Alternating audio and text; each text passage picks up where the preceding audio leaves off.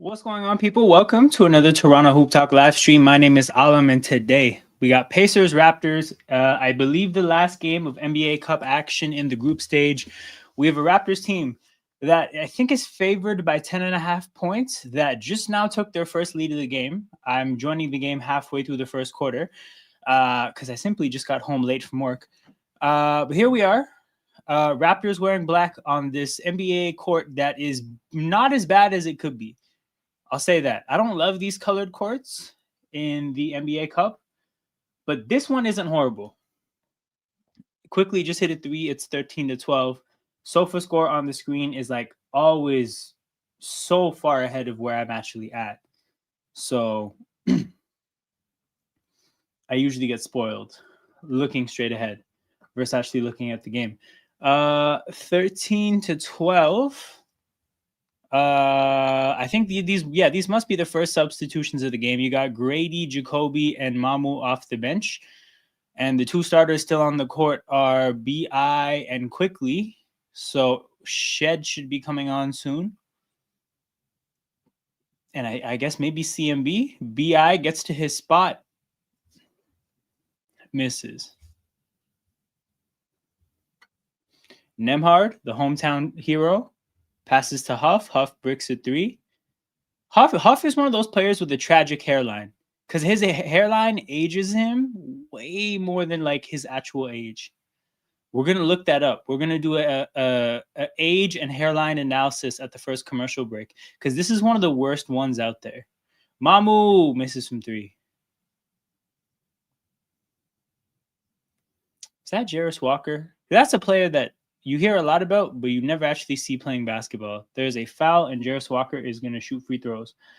Where are we? J. Huff. See, so this guy is 28. He's 28. Look at what his hairline did to him. This is Facebook. This can't load. That's really whack.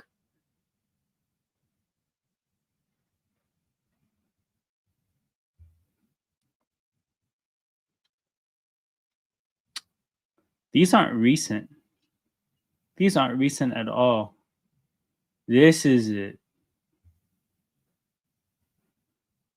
This man is 28. Continue to say, this man is 28. Oh my goodness. Poor guy. Second free throw for Jarris Walker falls, and it's 14-13.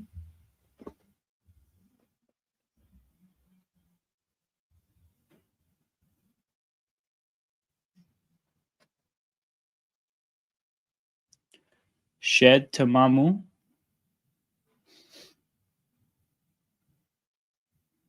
BI drives, jumper, it falls. That's definitely a spot where you're comfortable with him taking jumpers. I will never complain about him taking that. He can take 20 of those shots in a game, and I'm comfortable with that. Oh, Grady leaves his man. It's an open dunk for I don't even know who that is. I should probably learn these Pacers bench players. Field goal percentage in the gutter for both teams. So we'll see who gets their shooting touch back first. Jacoby misses at the basket, and there's a foul, apparently. That's not a foul. It's just Pacers ball, which is ridiculous. I imagine it would have to be a foul for the ball to be given to the Pacers. Now, I don't think Darko should challenge this because I think this would be a waste of a challenge, but I strongly disagree with that call. Okay, let's learn about these Pacers players. Who are these guys? Lineups. Okay, so Jeremiah Robinson Earl. Okay, I remember that name. He's been in the league for a while, or like at the bottom end of rosters for a while. BI posting up Benny Math. Oh, good defense for Matherin, which is uncharacteristic. Not really. I mean, kind of. Forces Ingram to challenge.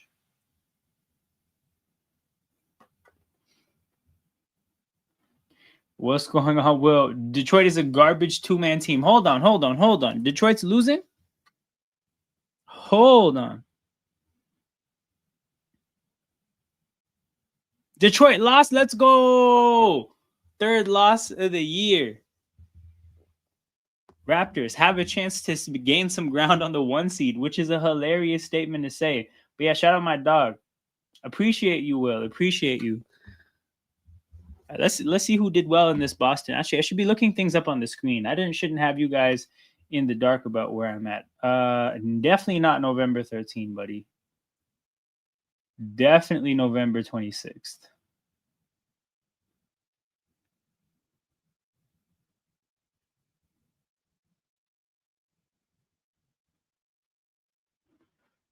Jeez, Cade had 42. That's how you know they played like shit, because he had to chuck. I don't think Cade Cunningham ever steps on the court and thinks to himself, I got to score 40. I think if he's trying to score 40, it's a result of the offense faltering for the whole team. JB 33, Derek White 27, and Peyton Pritchard 16. Got the 13 off the bench from Shireman. Jeez. No points from... Oh, Garza only played 11 minutes. Hold on. Chris Boucher's healthy and he doesn't play? My bad. My bad. That definitely wasn't conscious. But, yo, you know what's crazy? Okay. Not to dox myself. Well, just not doxing. That guy's younger than me. This guy is younger than me. Shout out to Rich Tony. That's actually really funny. I didn't think about that. But this guy, every time I see this guy, I'm like, this is detrimental for his age. I just knocked on every bit of wood I could find around me. I'm actually going to go back and find the clip. My bad. My bad, Huff. I mean, obviously, I'm not being incredibly nice about it, but I also didn't mean to be that disrespectful. Jeez, Chris Boucher, man. I wanted better for him. I like Chris Boucher. I understand, though. But yeah, man. No, that Rich Tony comment is killing me. RJ's not playing. We have a healthy team otherwise, which means I want to see some good Colin Murray-Boyles minutes. He hasn't touched the court yet. Scotty's not on the court. I would kind of hope that he gets almost all of the non-Scotty minutes, because it's actually a good way to keep that skill set on the court. But BI hasn't subbed out of the game yet. Maybe he would come in for BI. Shed subs in for Quickly. Miss from the Pacers. Raptors get the rebound. Shed with his hair out. I need threes. When your hair's out, I feel like, playing freely. I need some threes. Shed sets up Mamu. Mamu with a good look. Just doesn't fall. Mamu's had a couple good looks. Shots not falling today, but that's okay. Life of a shooter. Sometimes they go in, sometimes they don't. Oh, good defense by BI. Ingram, fast break for the Raptors. Grady chucking from the corner. Grady, if you're going to take that, you have to make it. You can't be burning transition opportunities like that. And it's not like, it's different. Like, every game has a personality, and I think the decisions you make have to fit the personality of the game. And the personality of this game is missing shots. Both teams are shooting pretty shit so far. Literally, we have 31 points in total in the first 9 minutes of the game. In a game like this, you take the I don't think you should be ambitious with trying to shoot a corner three when you could easily just pass into a dunk. Like, when the shots are falling, either for your whole team or just specifically you, then you can make a decision like that. But come on.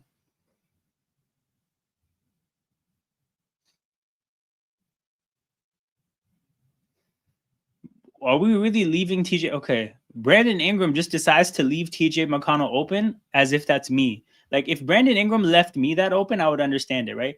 Leaving TJ McConnell open like that's kind of surprising, but he did miss. So maybe BI knows more than me. Shed to Ingram. Ingram. Oof, to the basket. There's contact, no call. 17-16, Toronto. Grady switches on to McConnell. Oh my goodness. Ingram is still giving McConnell the holy shit. Ingram is guarding McConnell like he would be guarding me, and it's working. That's crazy.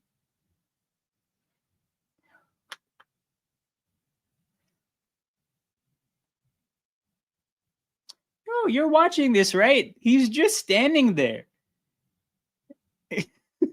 Like, is it just have I missed something? Is TJ McConnell ass now? Where is McConnell stats? How do you spell his name? I think that's how you spell it. TJ McConnell stats. Is he shooting like 26% from 3 or something this year? He's shooting 41% from 3 this year. He's having the third best 3-point shooting season of his career. He's shooting the highest volume from 3 ever in his career. And Brandon Ingram is looking at him, just looking at him from like 5 feet away at the 3-point line. Like, please shoot it. I need to know what Brandon Ingram knows. Is that a goaltend? No, it's a foul.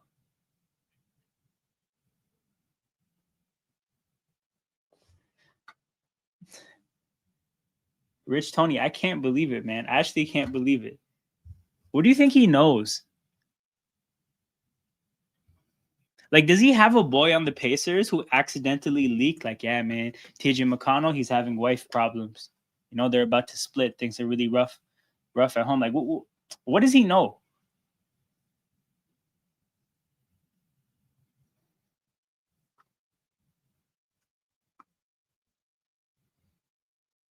All right, who checked into the game? Pirtle is back into the game, and Quickly's back into the game.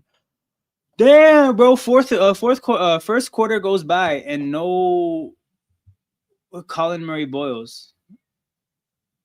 I would rather he plays, but again, who am I? I'm just a random guy on YouTube.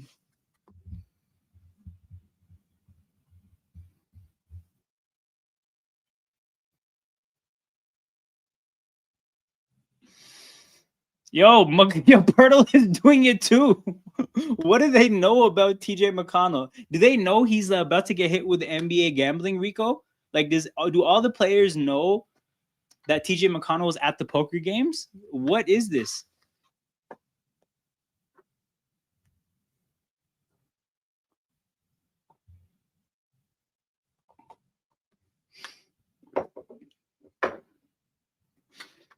J Huff from the free throw line. You know,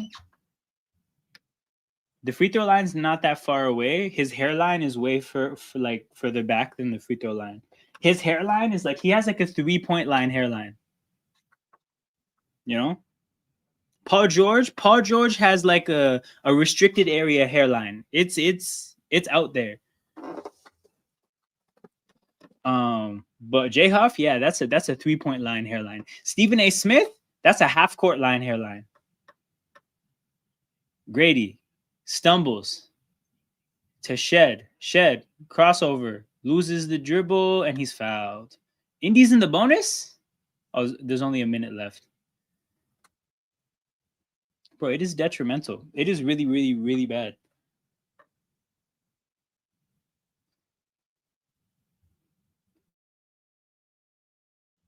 You know, I have like I got to see something, right? So J Huff Spotrack. How much does he get paid? No way that's his contract. No way that's his contract. What's his contract? He's getting paid. Was this his rookie deal?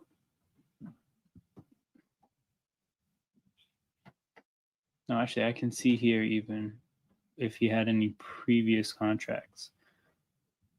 Two-way, a career two-way player, and then he just signed a 4-year deal. You know, he's not really getting paid money.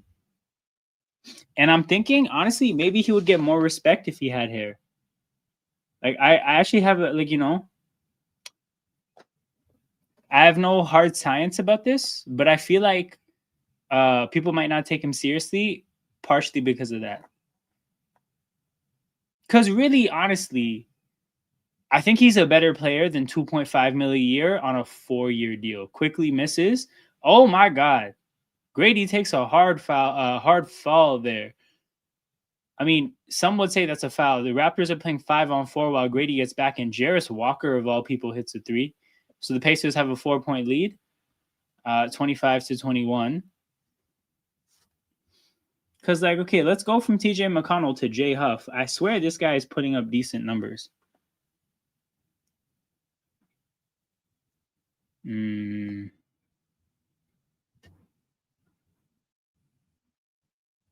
Hold on. In 2022, he had 7 points a game, 3 rebounds a game, shot 50% from 3.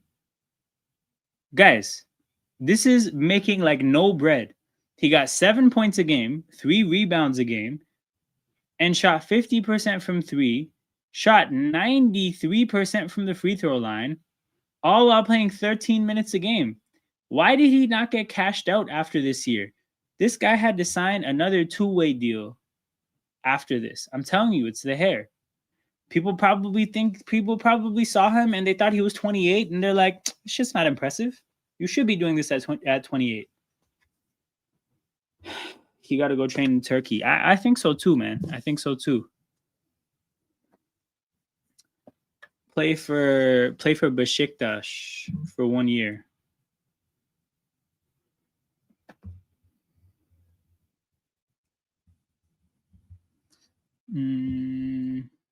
Look at the pics of him in college. Say less. What college did he go to? He went to Virginia. Okay, J. Huff, Virginia.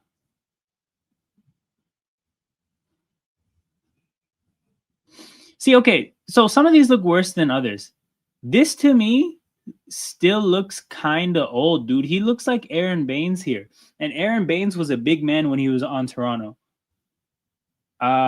This one here looks a little bit younger. Why am I clicking on these pictures if it's going to make me do this dumb shit?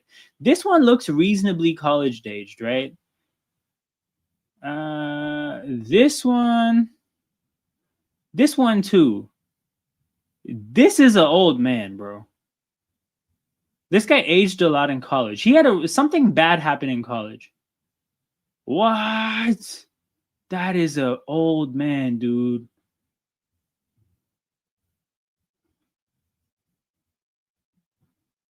Anyways, man, respect J Huff, man. Has a good game. We shouldn't be this mean to him, even though he's getting paid good money, so I'm sure he doesn't care. I'm not going to close this tab. I think that tab should stay open.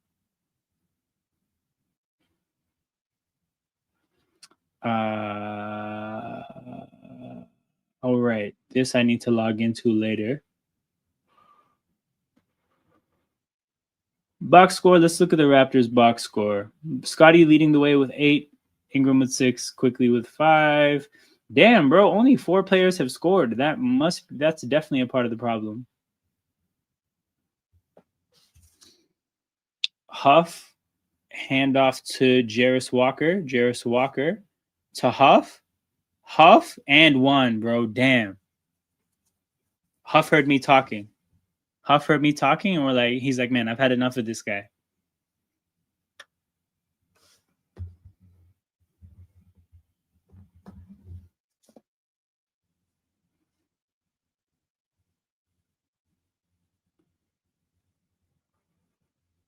Is he gonna make the free throw? If he makes the free throw, then he can definitely sense the disrespect. 28-21.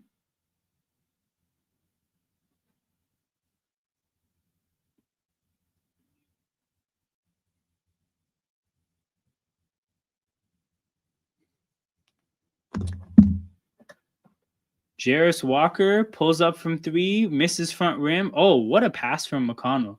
Siakam spins past Ochai. Easy basket, man. That's vintage Siakam there. That's a spin move we've been seeing for years. 30-21. Pacers open up a 9-point lead, which I'm hoping makes the Raptors lock in, because under no circumstances should you be down 9 to these Indiana Pacers. Not these Indiana Pacers. No way. Unacceptable.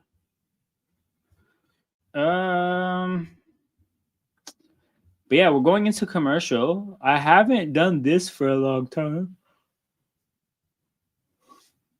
So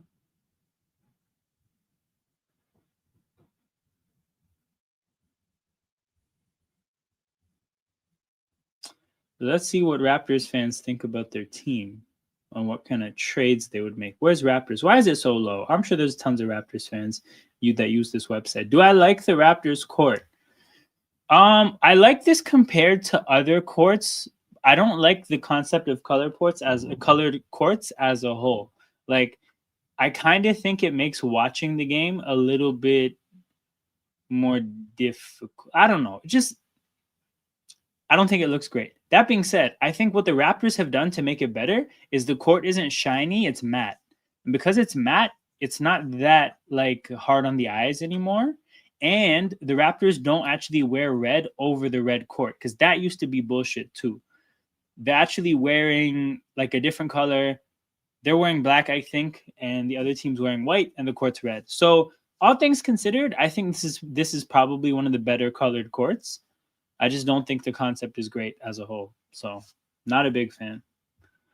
What do Raptors fans want? Oh my God, Dylan Brooks and Kaman Maluak to Toronto for RJ Barrett? RJ Barrett is who first? For Brooks and Maluak. I don't think that the Phoenix Suns would do this. But I think Raptors fans would probably like this, because these are our first. We're now at a. Well, okay, you know where I think Phoenix wouldn't do this, or what I think the issue is? I think that this trade would make us like clearly a team that would win a lot of games. So these picks would be pretty low. Actually, this is an LA pick, so this is not out of our control. But this 2026 first round pick is not going to be a great pick, dude. With the pieces we have, we're going to be winning a lot of games. So, yeah, I don't know about this. But yeah, how that wasn't a foul, I'll never understand. Also, this title is insane, because no way. Quickly, Ochai, Grady in a first? No way they're going to reunite Grady Dick with Anthony Black. Suggs and Goga Batatse. Dude, I don't think we need to swap out Quickly's shooting for Suggs' lack of shooting. And I know he's better as a shooter now than he was at the beginning of his career, but not like the gap isn't big enough to be doing shit like that. Sorry, the gap isn't small enough to be making a trade like that. Battle is in the game. Okay, you know threes are about to be made. Simple math, people. Scotty drives, goes to dunk on Jay Huff. Oh my goodness. You know the craziness I would have yelled if Scotty Barnes dunked on Jay Huff while I have this picture loaded in my browser? See, okay, so if Jay Huff sensed the disrespect and got the end one, this is a sign that Scotty sensed the disrespect too, because he's playing with the level of disrespect that I was showing Jay Huff earlier. My goodness. My goodness, Scotty Barnes. That you just attempted to take a man's life on national/international television.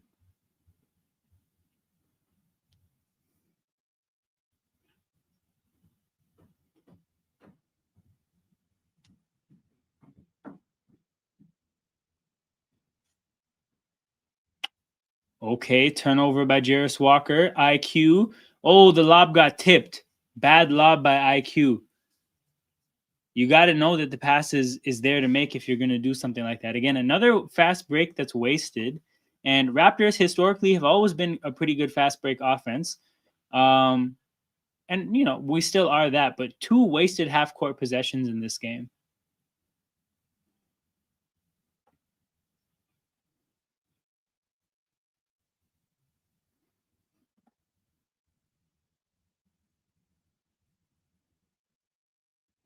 Turnover by Pascal. Another transition look, and quickly gets blocked by Jarris Walker at the basket. Back-to-back transition baskets or opportunities wasted by Quickly. And I would say with both those possessions too, it's like it's a poor evaluation of what's possible, right? He thought the lob to Ochai was possible, it wasn't. He thought the layup was possible, it wasn't. And the Raptors slump offensively continues as Scotty gets fouled. Scotty drawn 2 quick fouls. Hopefully we can get into the bonus early. 32-23, 9:15 to go. Yep. They're showing the replay there. The pass was tipped. It was a great job by TJ McConnell, who the Raptors seem to think he can't shoot the 3 today, but he can still play defense. But yeah, shout out to everybody in here. Make sure you hit the like button and subscribe to the channel. This is the best way to support content on YouTube. YouTube does not know how to detect good content. It really needs the user's help to do that. So if you appreciate what's going on here, that's the best way to show your appreciation, hitting the like button and subscribing to the channel. Emmanuel quickly is about to shoot a technical free throw, and because I have the volume off, I have no idea what happened. But I will take these free points regardless. Quickly misses the tech.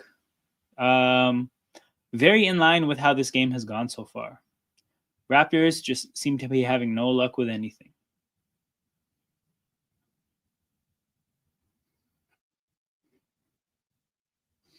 Pirtle finds a cutting Battle, and it's a great cut by Battle.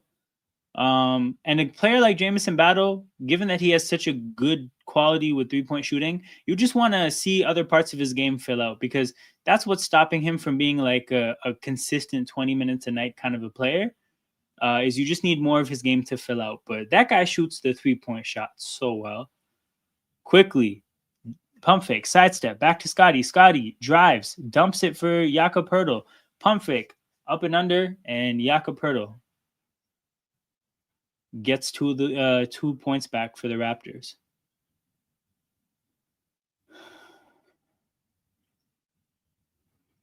Jarris Walker pulls up from 3. You're not that guy, man. You are not that guy. What is he doing? Scotty in transition. Whoa, Betty Dossier is advertising at the Raptors game? Where did they get all this bread from? A miss at the basket. Pacers going the other way. They are sagging off TJ McConnell differently because IQ's doing it too. Holy shit. What do the Raptors know? Also, yo, so do you guys hold on? Anybody that's still watching, I need you guys to answer. Do you guys see the advertising for the betting company, Betty.ca, Betty.ca? And if so, have you seen those ads either in Toronto or like at the game? Because I've never seen that company, but now I'm seeing a ton of them, and I have a funny story about them.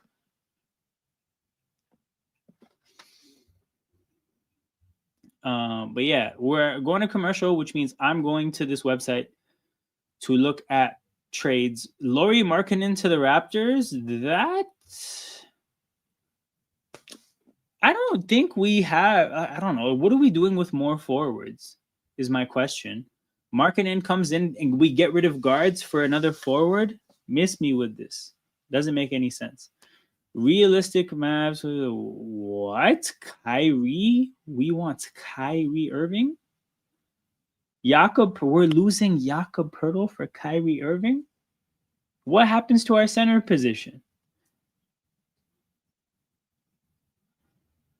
Kyrie and Daniel Gafford? Okay, Daniel Gafford would be the center, I guess.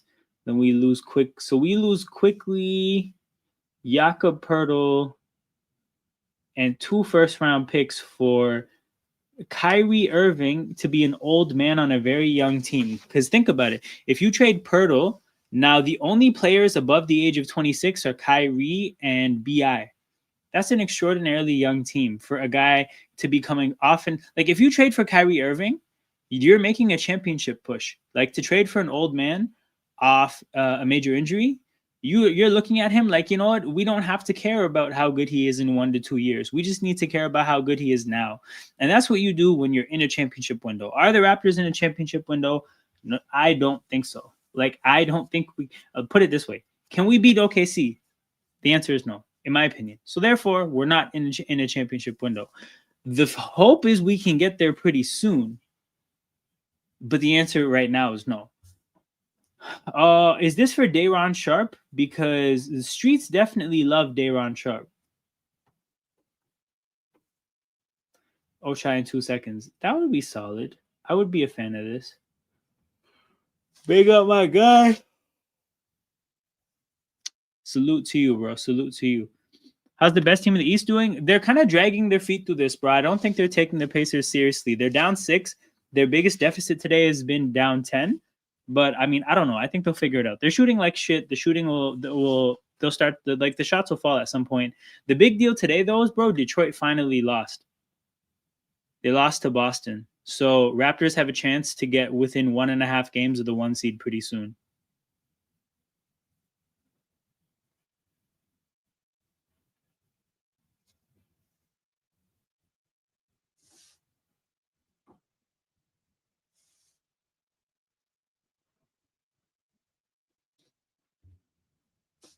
Yeah, man. I saw Cade went for 42. That's how I know, like, the team must have been playing like dog shit for Cade to want to go for that many points. I don't rate any of these teams. Me neither, bro. Me neither. I was actually telling this to CP. I was like, dude, the best 5 teams in the NBA are all from the West. Like, when you get to Detroit, in my head, they're in conversation for 6. But honestly, they're probably even lower than that.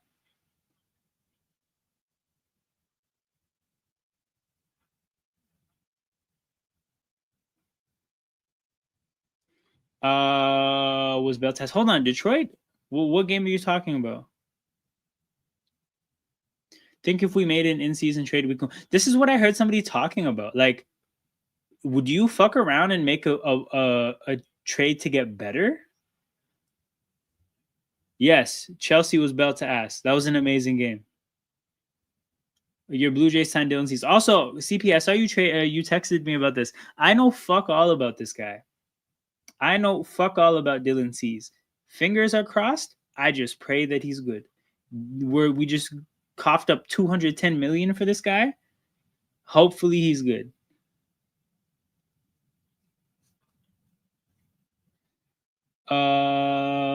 Yes, thank you, bro. Good doing business with you over this. Shout out to all my Celtics homies. Thank you for taking down Detroit. I need you guys to do it more this year, not just one time. I'm doing it. Yeah, like the thing is, I would make a move, but I would not make a move for like a 30-year-old, right? Because ultimately, if you look at this team, the entire team is 26 or younger, except Bi and Jakob Pertl, like the people who actually play. So the thing is like, don't let anything fool you. This is still a young team. I would not, like, for example, I just saw a trade machine thing sending Kyrie Irving to the Raptors. That's not the trade you make. That is too much of a win now move. I'm looking to get, what the hell, that's a travel. So I would say that, like, you make a move for, not that Lauri Markkanen is the right player, because it's not, right? But somebody that age where it's a move for now and the future. And I would actually be willing to pay a premium for somebody who can be both, as opposed to make, like, Kyrie's not the guy. Ice Tray, yeah, you know, this is kind of more where I'm thinking. And again, when I think about Ice Tray, I see a super defensive liability. And when I'm thinking championship basketball, bro, I don't see a Trae Young being a part of a championship team unless it's a offensive juggernaut, like an all-time offensive team. So, I mean, that's just my issue with specifically Trae Young. But I think you're thinking along the right lines when it comes to that kind of an age range. I'm going to give you my Ja Morant take. Yo, hit us with it, man. Let's go. The other 4 around him can help. This is definitely true. But I'm just thinking about it like, bro, Lowry was a dog. Van Vliet was a dog. Like, if you're going to be an undersized point guard, you kind of have to be a dog defensively, I think, come playoff time. And I just don't see that.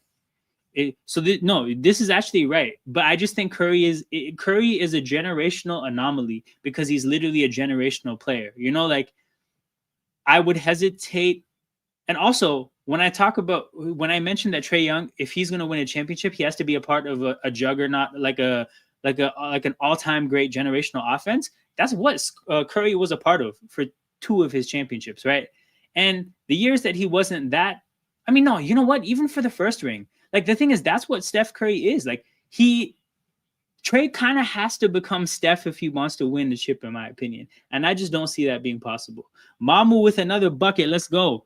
Go for Kobe White. Like, I think we need better. I think if we're looking to make a championship push, it has to be better than Derek White. You know what? This is an awesome conversation. Let me look at what this could be. Okay, let's just scroll through more of this Raptors stuff. Klay Thompson and Daniel Gafford, no. But what? Miles Turner, fuck no. Grant and I don't even know who that is. No. Malik Monk, no. How old is this? Oh no, 5 days ago. What?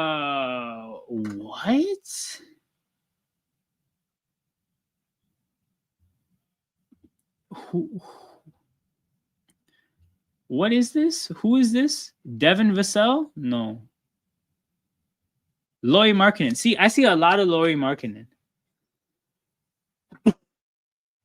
Okay, you know what? This is where I'm at.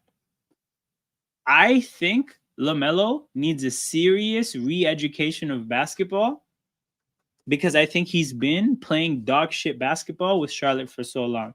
However, I do think it could work in Toronto. Like, for example, if LaMelo Ball gets traded to, what's a bad example? If he gets traded to New York, because here's my thing with New York.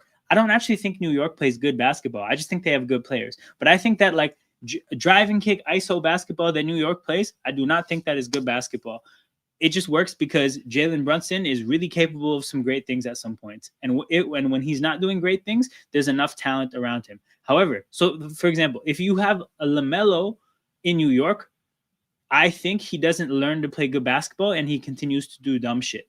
If he comes to Toronto, if you look at what we have going on right now, we play some solid ball. Like clearly, you don't think the Raptors are like a great elite team? Safe. I don't think they're a great elite team better. But I would say that they're actually getting quite a bit out of the roster because not one person looked at this roster and saw that this was possible. And I think we're getting more out of the roster than we probably should because honestly, Darko has us playing some good basketball. So I think for that reason, I could believe that maybe LaMelo could be rehabilitated from a basketball standpoint in Toronto, and I'd be willing to take that chance because LaMelo, in terms of the things that you can't coach, is special. Like it's just basic touch, basic feel for like what he can do on a basketball court. That shit is special. Where he's gone wrong is that like the basketball IQ at this point is like 0. It might be negative. I don't know if an IQ can be negative, but it might be there with him. And I wouldn't say that it's entirely his fault because like, I mean, Charlotte is just an unserious place from a basketball standpoint. So those are my thoughts. Don't think he has the mentality of wanting to be great. I think he's just happy to hoop and get paid. This is a fair point. I actually don't have a pushback for this or a criticism because this is absolutely the case. And that's why trading for LaMelo Ball is ultimately a leap of faith because you have to hope that something changes when you get him. Why wouldn't we do it for the prices as low as he played as superstar? 26 years old, been part of a great defense before, didn't get killed against LA or Golden State for Ja.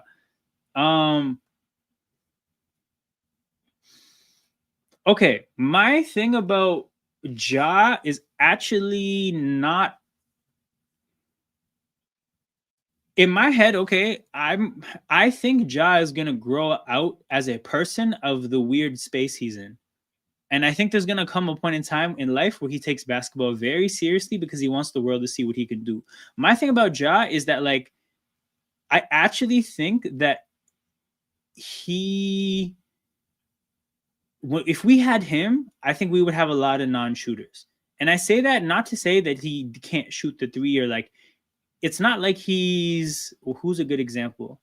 He's not like Andre Miller or like, he's not like these old school point guards that maybe couldn't shoot. But he's not a floor spacer, bro. And he's kind of not a floor spacer in the way that Scotty's not a floor spacer, in a way that Brandon Ingram isn't a floor spacer. Damn, Indy. You can tell Indy came to play, man. Ben Mathurin is back in Canada. Nembhard's back in Canada. Pascal Siakam is home. They have 2 wins. They're definitely trying to get this win. Let's see if the Raptors can figure out a way to get back in this game. So it's like, if we were to remodel the team a little bit more around Ja, I would be more open-minded to Ja. As currently constructed, in my head, I think about a lineup of Ja, Scotty, BI, RJ, Pirtle, and I'm like, holy shit, the 3-point shooting is tragic. In a lineup like that is tragic. But again, if you're gonna swap out RJ for somebody else, if you're gonna swap out Brandon Ingram for somebody else, I like Ja's game. Again, I just think that, and we're gonna at the next commercial, I'm gonna delve a little bit deeper into what I'm talking about with Ja. But again, I would be, if I was a basketball team, I would be comfortable betting on Ja. And again, I don't think he's like this unflappable player. Like, I recognize the weaknesses in his game. But I do think you make a good point about, like, he's been a part of a good defense. He's been a part of winning basketball. And I would say those Memphis teams, what they had going good for them is I think they had a good defensive identity, and I think they knew what they were doing from that standpoint, right? I think offensively they played kind of shitty basketball, because if you remember those teams, Dylan Brooks had the stupidest green light ever. Like, he actually had more of a green light than Ja. There was tons of games where Dylan Brooks got more shots up than Ja. Yeah, just that those offenses, those Taylor Jenkins offenses were weird.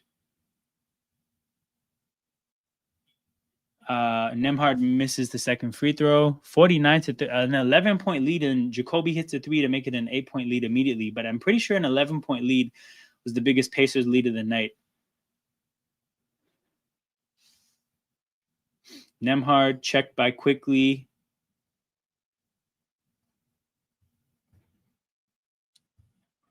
Siakam to Matherin.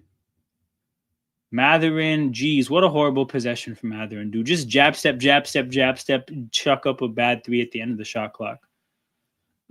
Jacoby. So Quickly to Pirtle.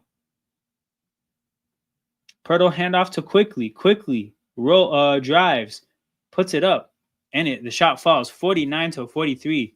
Little 5-0 run from Toronto to in the closing stretch of the second quarter, man. I would love to see this be more of a close game going into halftime.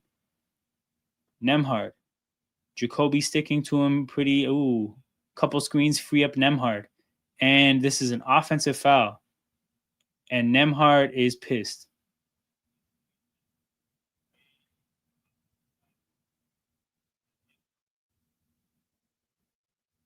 Scotty. Oh, what a find. What a find from Scotty. 49 to 45. A 7-0 run from Toronto in like the last minute or so. Yeah, 7-0 run in the last minute 15. It felt pretty quick. Siakam drives. Oh, what a play from Quickly. What a play from Quickly. Coming from the weak side. Okay, guys, the timing of this double team is very good, and it's at a very great time. I'm going to wait for a replay to confirm what I think I saw. Pascal drives left. As he spins, Quickly double teams at that exact moment. And that's when you double team. You do not double team somebody who's looking at you, because they have an opportunity to look past you and literally see the thing that they're supposed to do. But in a situation like that, Pascal is spinning. His back is literally turned to Quickly, and he doesn't see Quickly, honestly, until Quickly is immediately in front of him. And that's just too short notice to do anything. Quickly gets a steal and gets fouled. And there's free throws for Toronto. So Quickly makes the first free throw, 49 to 46. It is now an 8-0 run and a one-possession game after all the nonsense that Toronto's done this half.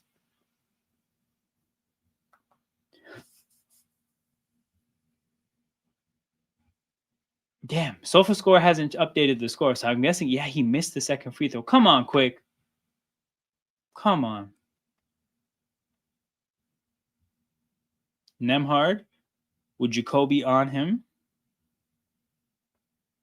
Matherin goes left. Matherin, great job, Pirtle. Turns it over. BI in transition finds Jacoby. Oh my God, blocked at the rim by J Huff. Oh my God, I thought Jacoby had an open dunk. What a play from J Huff.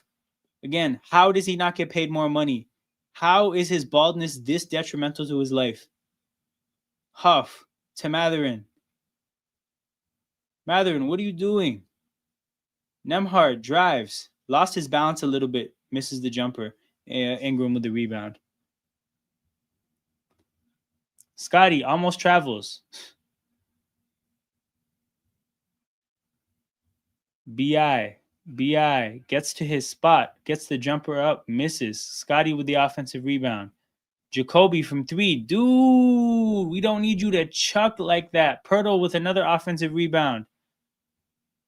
And it's a tipped ball that's going to be Toronto ball. This is a very chaotic stretch here. Lots of missing.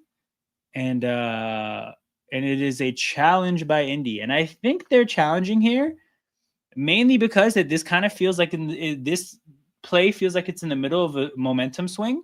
And I'm sure that Carlisle wants to do what he can to kind of like halt some of Toronto's momentum here. But hell of a run that they're on. And the offense is kind of flamed out a little bit here. But defensively, Toronto's been doing some good stuff.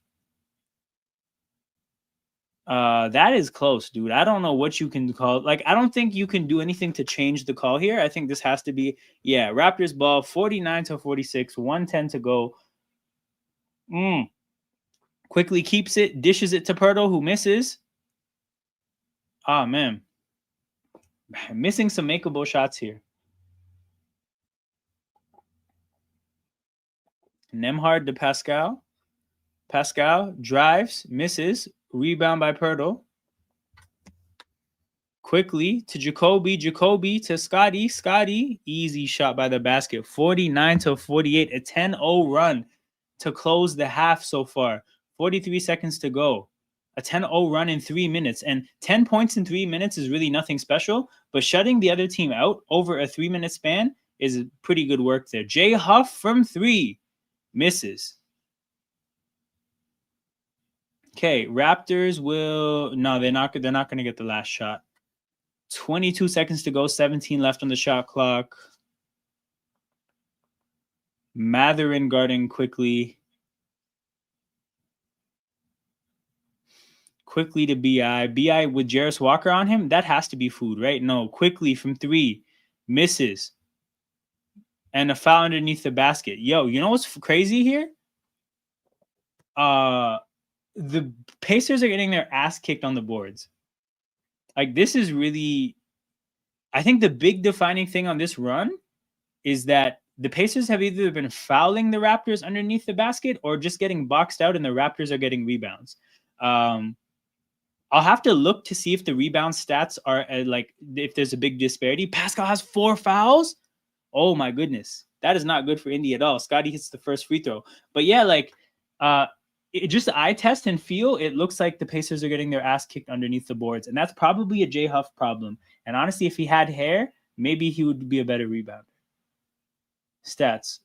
What do the rebounding stats look like? 23-21. Damn, okay, it's not bad on paper at all. So then I guess it's not an all-game thing. But guys, definitely in these last 3 minutes during this run, the Raptors have got some they've out-rebounded the other team. Also, did we get raided? Somebody in the chat, let me know if we got a raid from somebody, because if so, then I have somebody to thank. But otherwise, then we have 20 people watching live. This is completely organic motion. So shout out to everybody in here. Make sure you hit the like button and subscribe to the channel. This is Toronto Hoop Talk, where I do basketball watch-alongs, mainly Toronto-centered. What does that mean? A lot of Raptors watch-alongs, Team Canada watch-alongs whenever I can. A lot of SGA watch-alongs, Jamal Murray watch-alongs. I'm a basketball fan from the Toronto area whose basketball interest is definitely determined by that. So I do all kinds of different content, and if you want to support it, that's the best way to do so. Hit the like button and subscribe to the channel. It is halftime now. What that means is I'm going to mess around with the trade machine, because I think that's kind of something that's on Raptors fans' minds now, because there's 2 ways to look at it. One, we have an opportunity to make a trade to get better, and it kind of seems like this is a great opportunity to see what you can do to get to the finals, right? So cool. The idea is, perhaps should we make a move to get better? The other way of looking at it is, we're over the luxury tax. We should get under the luxury tax. So there's a selling trade option and a buying trade option on the table. So there's plenty of different ways to look at this. Day'Ron Sharpe, because we are in the luxury tax. That's the crazy thing to think, right? Like, we have been on a pretty shitty run for the last little bit, and somehow, some way, we're in the luxury tax. Actually, hold on. No, I told Rich Tony I would get deeper into my Ja Morant like hesitancy. Where's the 3-point shooting? Bro has not shot better than 30%, 31%. Wait, why are these seasons ordered like this? Why did I do this? Hold on. What's wrong with me? All right. Point still remains the same. For 4 seasons now, has shot worse than 31% each and every year. That's actually way worse than I thought. So that's the big issue with Ja, is that you're getting somebody who shoots the ball probably worse than what? Because how many shots is he attempting? I think I almost said shoots. How many shots? Roughly 5 threes a game. Okay, like to compare, dearest Scotty Barnes shoots, I mean, 3 to 4 threes a game, and is a similar 3-point shoot. Like, like Ja's he's gonna give you Scotty numbers at a higher volume from 3. We can't have that and Scotty and BI and RJ. So a move for Ja for Toronto would mean a pretty big roster turnover, which I'm not I don't know. I don't think we need to do all that. Anthony Davis, everyone who's on Toronto this year. Fair. This is fair. I don't know, dude. I don't want to bank on him having to get significantly better. If there was like a 2 trades we could make at the same time, so you get a Ja trade and then you're sending also like one of Scotty, BI, or RJ out the door for a different kind of a player, then I might be persuaded. Like, again, my issue isn't with Ja. It's about the fact that I think you would then need a second trade. And I just feel like that's a lot in terms of turning over a team that I don't think is like, I like a lot of these pieces at this point. Like, do y'all have a Thanksgiving equivalent? Yeah. So we have Canadian Thanksgiving, which happens in like the 2nd week of October, maybe the 3rd week of October. So yeah, we have Canadian Thanksgiving.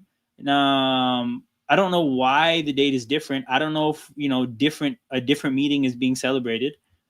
Meeting is also not quite the word to use. But yeah, no, we have a Canadian Thanksgiving in October, and that's tough too because it's like nothing vibey happens for Canadian Thanksgiving. Like people just get a Monday off. But for American Thanksgiving, as a big football fan, to see the day full of football and not have that day off was always tough, dude. Like I would always be in school on that Thursday, just checking scores on my phone.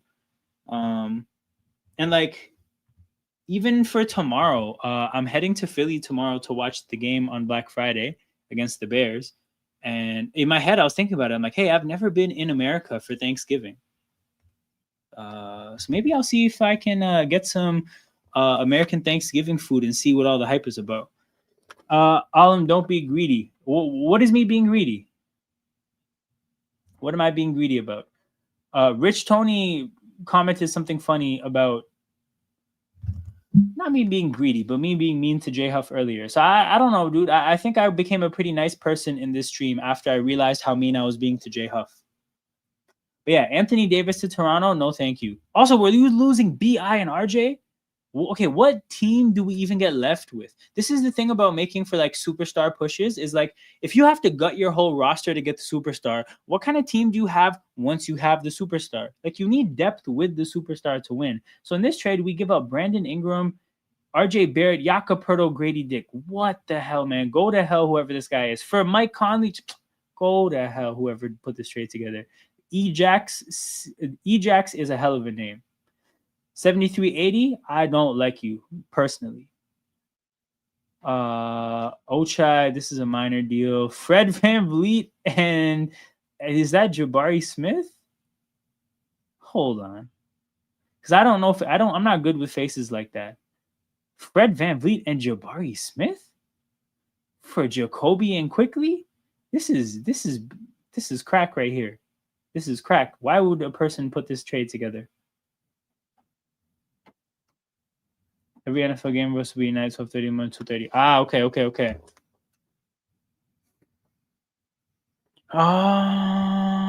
Dude, the Chiefs Cowboys is gonna be a good game. Chiefs Cowboys is gonna be a pretty good game. Honestly, all of them are gonna be good. It's probably the best Thanksgiving in a long time from a football standpoint. What?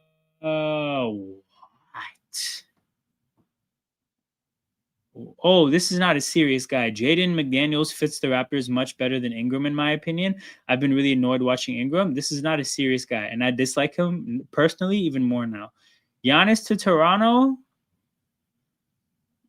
Obviously, this is insane. Yes, sir. I'm heading to Philly tomorrow, and I'm gonna be at the Eagles game on Friday against the Bears. That's my yearly Philly trip. It was supposed to be the Giants at home. So time to shine. What's really funny? So basically, me and my boy decided this year that what we're gonna do is we're gonna buy our tickets last minute, because what I've been doing for sporting events recently, and again, it's easier when you have when websites are, that's the culture of buying tickets, right? But basically, when I go to sporting events now, I buy the tickets like 2 hours before the event, and I try to catch somebody who had like an emergency come up and they're having a hard time selling their tickets. So they'll usually put a really low price, because obviously they need to do it, get rid of the tickets.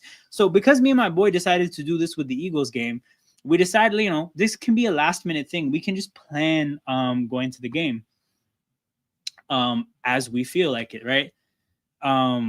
So we initially were supposed to see Eagles Giants in Philly. What happened is when I saw the way the Eagles lost to the Giants in New York, I was like, bro, if this is I didn't know that was possible. If this is on the table when the Eagles and the Giants play, I do not want to watch that game, because that would be some of the worst stuff to go see in person. Like that would, and I was not confident with certainty that I was safe. So actually, I pushed it at that point. I'm like, bro, I'm not down to go to this Giants game anymore. Let's give it a couple more weeks and make sure the Eagles are actually like a decent team. So then they beat the Vikings, they beat the Giants, and I'm like, okay, fine. Like, I'm down to go again. So from that point onwards, we decided that the Bears game would be the game. You don't want to push it too far, because it's going to get pretty cold in December and January, and I'm not about that life. So yeah, this Bears game should be good. Chelsea must win against Arsenal this week. Yeah, man. Yeah, we can't let Arsenal go that many points clear. But let's see about this Giannis trade. So the Grizzlies get quickly Ochai, CMB, and 2 firsts. Holy shit, this is a lot to give up. The Bucks get Scotty Barnes, Jakob Poeltl. Oh, holy shit. So the Raptors are giving up IQ, Ochai, Colin Murray Boyles, Scotty Barnes, Jakob Poeltl, and 4 first-round picks and 4 pick swaps for Giannis, John Morant, Gafford. What type of fan fiction is this? Giannis and John Morant? First of all, think about what I just said about the shooting issues, right? You want to put Giannis and John Morant together. You want to put 2 non-shooters together. And I'm sure we lost shooters in this deal. You know what? We didn't lose shooters in this deal, but quickly, even though that's a loss, right? But then we also lost our big. So it's like, we don't even have a real big anymore. And we don't have Scotty or CMB. So Giannis has to be your 4 because you don't have Scotty or CMB. Like, even if you wanted to play Giannis at the 5, I don't think he can be a full-time 5, man. This is more crack, people. This is more crack. Let's look at page number 2. Zach LaVine, no thank you. Domantas Sabonis, no thank you. Okay, let's mess around with this on our own. Trade machine. Mwahahaha. Raptors. Okay, team number 2. Let's go through it team by team. Does Detroit have anybody that could help the Raptors in a major way? No. Does Miami have anybody that they'd be willing to trade to help the Raptors in a major way? No. Cleveland? No. New York? No. Atlanta? Potentially Trae Young? Maybe? I don't know. But that's at least on the table. Philly? I'm not even going to sit here and acknowledge the possibility of trading for PG and Embiid. That's a big no for me. That shit does not align with my values. Am I okay with losing Jakob Poeltl? Only if we get a respectable center back in whatever hypothetical trade this is. Do the Orlando Magic have anybody? No, they just made an all-in push on Desmond Bane of all people. So no, they're not parting with good pieces. Chicago Bulls, I don't think they have a serious good piece to part with, but sure, maybe we can think about Kobe White. Maybe. Perhaps. Boston, no. Milwaukee, so Giannis should be on the table, but obviously I don't think he is. That being said, though, guys, give me 1 second. I gotta look something up to make sure I know what I'm talking about. Antetokounmpo. Yes, people, I know how to type his name out from memory. Giannis is 30. Yo.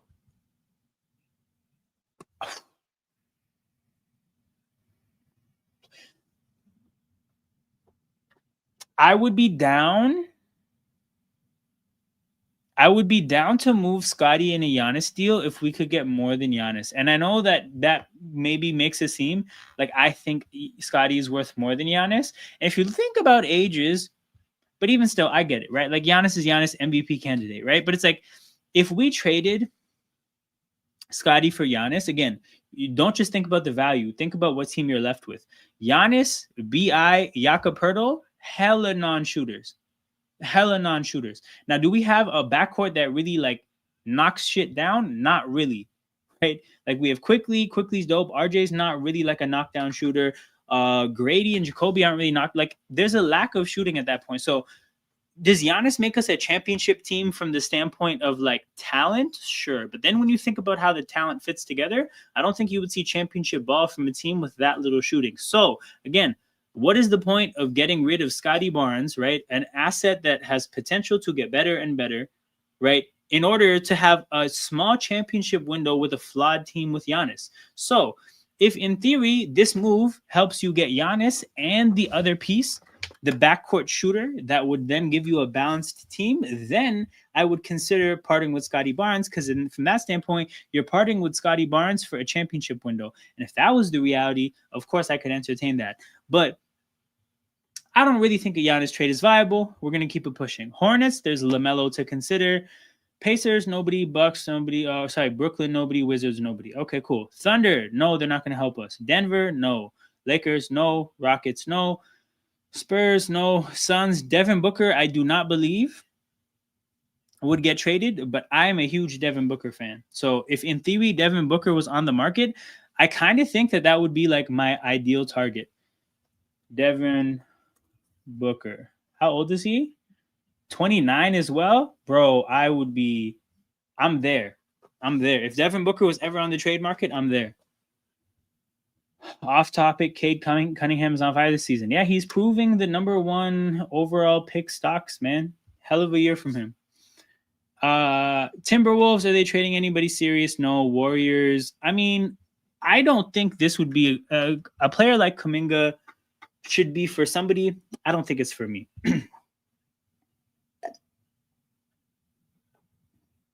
Blazers, nobody. Grizzlies, we already had the jaw conversation. Jazz, we had the Laurie conversation. Clippers, I don't think they have anybody for me. Mavericks, no. Okay, so I think this would lead me back to the Hornets with LaMelo.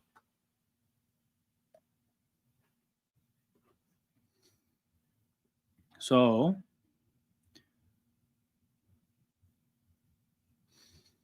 LaMelo is, first of all, the fact that he's under contract for 4 years means we're probably not getting him.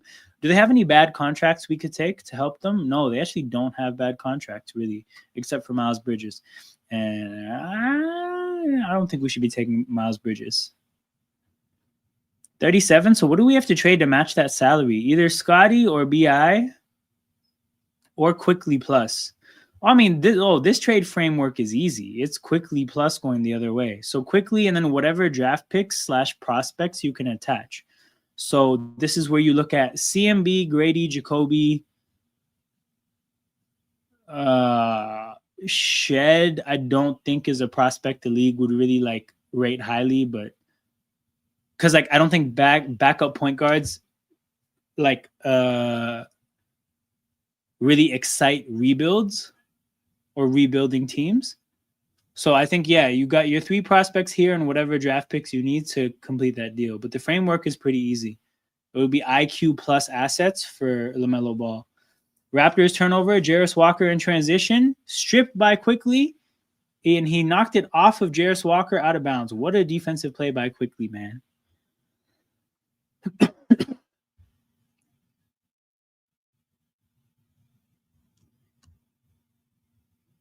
You can call JD as who? No, I call him Grady.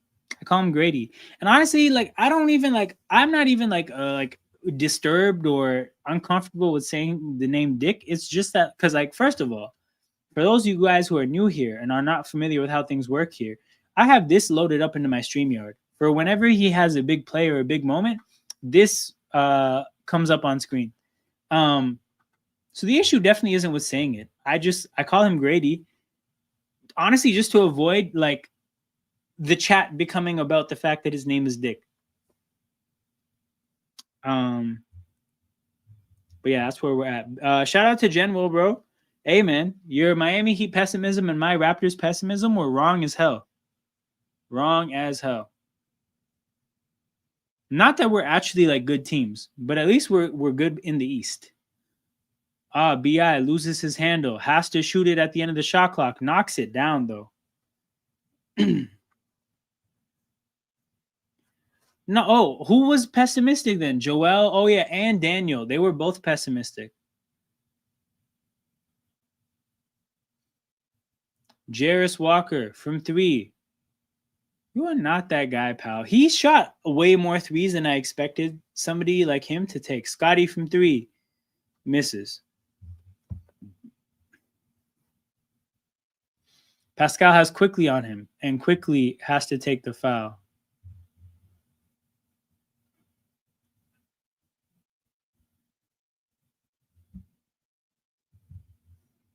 Bro, Khalil Ware is playing really well.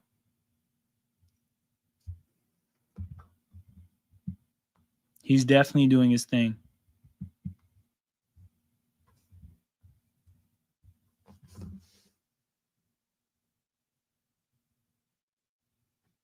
Oh, Proto fouls Pascal.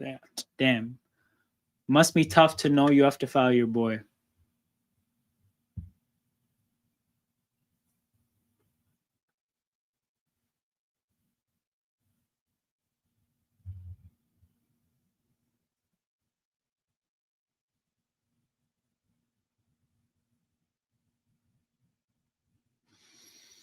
Pascal misses the first free throw.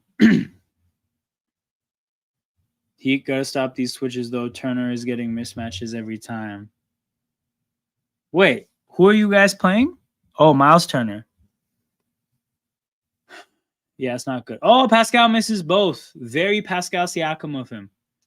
Getting caught with him. Oh, yeah. Davion, man, that guy's brave. He tries hard, but yeah, that is not it. Jacoby in the corner from Pirtle. Jacoby Walter knocks down the 3, 49-55. It is a 6-point lead. And guys, remember, going back to the first half, the Raptors are now on a 17-0 run over like, at this point, 5.5 minutes. The Pacers haven't scored in like 5.5 minutes. They were up 49-38. The Raptors have scored 17 points in a row and now are up 15-49. A 17-0 run is really phenomenal stuff. But again, the Raptors have not scored that 17 in a quick period of time. They've strapped these Pacers up. And it's been a thing of beauty because, again, my biggest issue with the Raptors when I first saw them play this year was that their defense is horrible. That's definitely not the case anymore. Their defense is pretty respectable at this point. So it's pretty nice to see. I see we just hit 20 people watching live. That's a pretty big number for me to be at without a raid. So I appreciate what the algorithm is doing for me tonight. Shout out to everybody in here. Make sure you hit the like button and subscribe to the channel. That's the best way to support content on YouTube. YouTube does not know how to differentiate good content from bad content. So it needs your help to do that. By engaging with content, you can help the algorithm understand that this is good stuff that should be pushed to other people just like you. So if you want to help what's going on, that's the best way to do it. I told you the Nets were going to steal some games here and there. Oh, yeah, because we were talking Wizards versus Nets, right? Nets up to 3 wins. Wizards have 2. But yeah, man, both teams very severely in the gutter, though. Very much in the gutter. Do you think Warriors beat Houston and Spurs beat Portland? Let me see. I think the Spurs beat Portland. And I think the Rockets beat the Wizards. Those are both underdogs, I think. No, you have the Warriors beating that. No, yeah, I would take Houston and San Antonio tonight. Actually, let me check the injuries to make sure that. Oh, KD's not playing? Never mind, brother. Never mind. Give me the Warriors. And then let me check the injuries in the other game.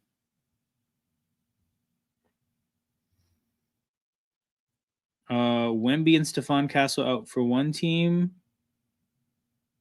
Drew Holiday and Scoot out for the other. Yeah, give me the Warriors and Spurs. I told you, I know it's still early season, but I'm glad Dubs fans experiencing the Jimmy Butler experience early. So I haven't heard that much about exactly what's going on with them. Like, what is the issue with Jimmy Butler? Is he doing crazy things again?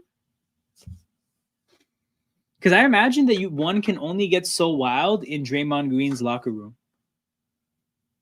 But Blazers win. This is our Super Bowl. Jeez, okay. Random Tari Easton 30-point game. Hey, big up Joel. We were just talking about the Heat, and I told Jen, like, bro, our pessimism was wrong because both of our teams, I think we're the 2 and the 3 seed. And Joel quickly said, man, it wasn't me that was pessimistic. It was Joel. So you got ratted out pretty quickly. That's tough. Nemhard with the ball. That's a tough mid-range jumper to take in the early parts of the shot clock. Nemhard, baby, what are we doing? Scotty in transition. Not really. Actually, I lied. He was just the trailer. I used the wrong T word. Scotty to Jacoby from the corner. Jacoby hits another 3. Back-to-back threes for Jacoby Walter. We have a 9-point lead, and the run is now a 20-0 run over like 6 minutes. Pacers to Siakam. Oh my God, stripped by Jacoby. Jacoby is having literally the best moment of his career. And his missed layup is put back by Brandon Ingram. It is now a 22-0 run. I need people to know the Pacers were up 49-38. It is now 49-60. And this is not like a quick run either. This is like 6 minutes in a row of these Pacers not scoring. I know how we operate. See, the thing is, like, okay, maybe we could be using the same word to describe. 30 people live without a raid is crazy. Are you guys sure I haven't been raided by somebody? What the hell is this? I don't see evidence of a raid, but yeah, this is one of the better streams I've done in a minute. Shout out to everybody in here. Make sure you guys hit the like button and subscribe to the channel. 31 people watching live. But yeah, so it's like I think with both these teams, I look at them and I'm like, these are clearly teams with flaws. These aren't like championship contenders by any means. So from that standpoint, you can look at them and say like they're like overrated or not actually that good. At the end of the day, they clearly deserve to be where they're at in terms of the fact that like they're beating the other teams in the East. I just don't think the East is strong this year. Since Kawhi left. This is true. Literally, it's like we've needed a mid-range killer because we had DeMar, who was a mid-range scorer. Then we had Kawhi, who was a mid-range killer. And just haven't had a mid-range scorer in a long time. And literally, like, it's like we can play good basketball and bad basketball, right? Like we have our ball movement players that like getting everybody involved and like really stressing defenses. And then if that's not working, we can also just dump it to Brandon Ingram and be like, go cook. So it gives us 2 different ways to play basketball, and that's really definitely been a game changer for us. Raptors fans showing up. Yo, this is nice because if you think about it, bro, I started streaming in the shittiest era of Raptors basketball in a long time as Brandon Ingram hits a 3. So like I have never been a streamer while the Raptors have been good. So I was talking to somebody recently. I'm like, dude, I actually like, because I've had so many times where I would just stop doing Raptors content for like 2 months because the team was just so shit. But this is actually fun. I'm liking it here, and hopefully it's like this for a lot longer because content creating when your team is ass is not it. I do not know how the football YouTubers do it. Like, how are you a Brighton content creator? BI, mid-range, jumper, it falls.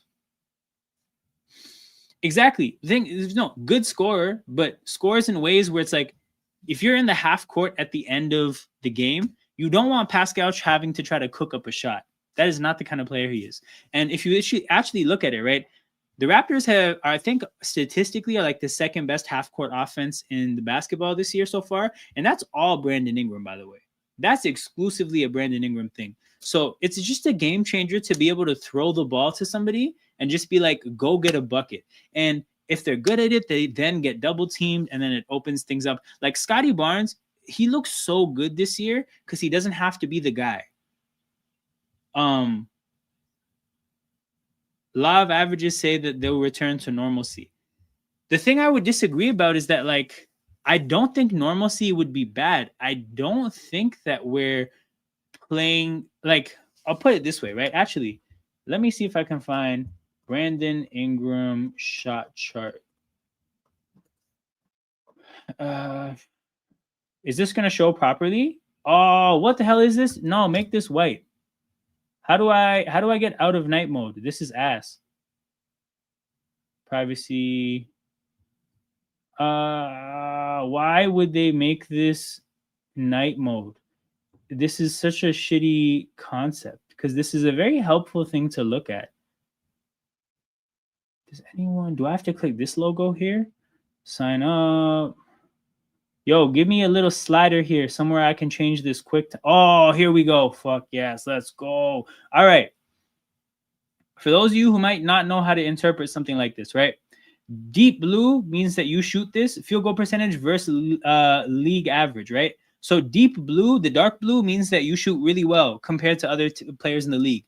This kind of blue here means you shoot kind of average. This light blue means you shoot bad. So the league average from here is 35% and he shoots 18%. Point being, Brandon Ingram is shooting really well from basically all of the court, right? So you might see this and be like, that's really, really good. Can he keep this up?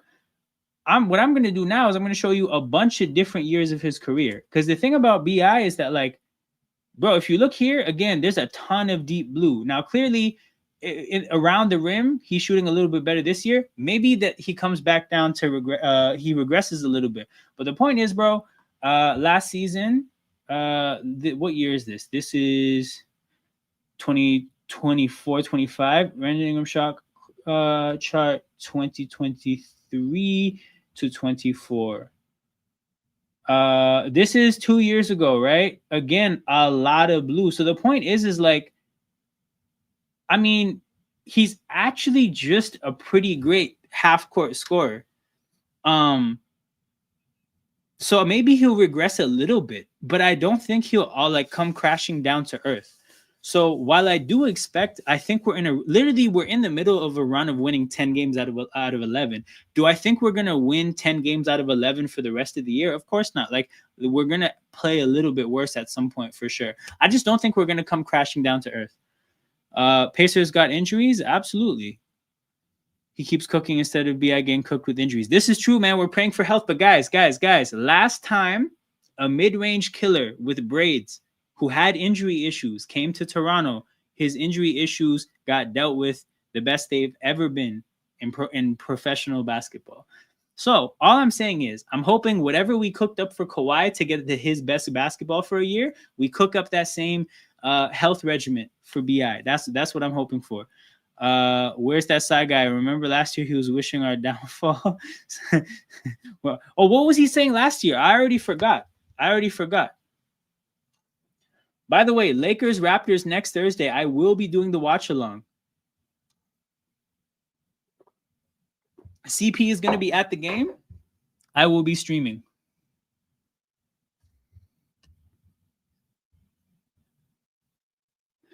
Yeah, I heard you were talking shit. Damn, I can't even crack mine. Oh, that was a good knuckle crack. I heard you were talking shit. CP is a bad omen. Yo, this is facts. I went to the Raptors game with him for the home opener. They played the worst game I've seen. Literally, they played their worst game of the year when me and CP were in attendance. Now, it was game 1 of the World Series, and that game was fucking amazing. So he wasn't a bad omen for that. But the other thing, though, Joel, you don't know this, but me and CP, last year when we played Liverpool at home and got the win, that was the first time me and CP ever hit a pub to watch a Chelsea match together. we've maybe been to like 6 Chelsea matches in total since. Chelsea has won every single game where me and CP are both there together. And we're going to go together to watch Arsenal, by the way. Now, it's kind of tough because we don't want to force the judge. I feel like it's really organic. Like, we don't think about it. It's either we can make it or we can't. And when we do, every time we're there, we win. But we're going to both be there for Arsenal. Fingers crossed. But me and CP have a great thing going on for Chelsea. He never wanted us to get better when we were tank commanders. Yo, respect our tank. Our tank actually, like, I don't want to say it's worked because you don't really, like, the thing that made us good wasn't the tank. It's Brandon Ingram and Scotty Barnes. And, like, RJ Barrett, Emmanuel quickly, that wasn't even a tank move. Like, that was actually, a tank move would be trading OG for hella draft pick. We didn't even do that.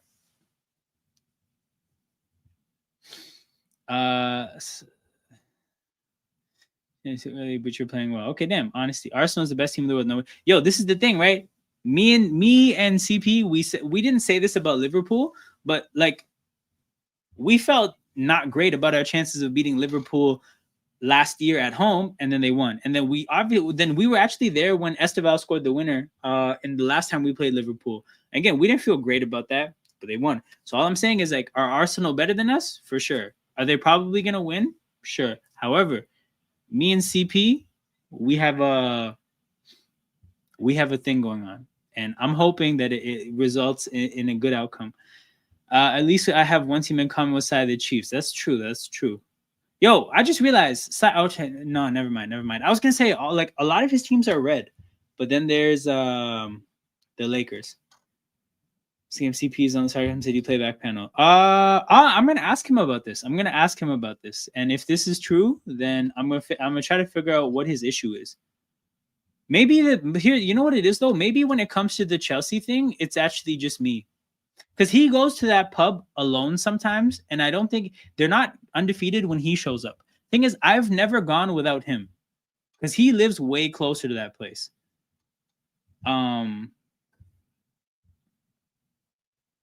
So yeah.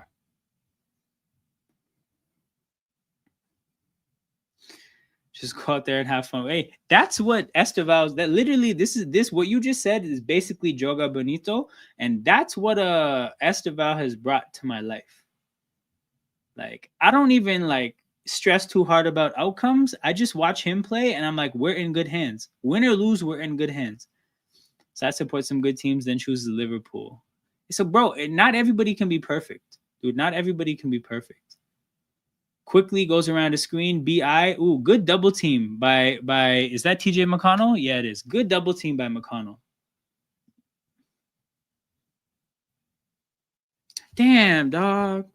I just realized, like, the algorithm is doing me so good right now, and I can't even stream the next couple of games because I'm in Philly, living life.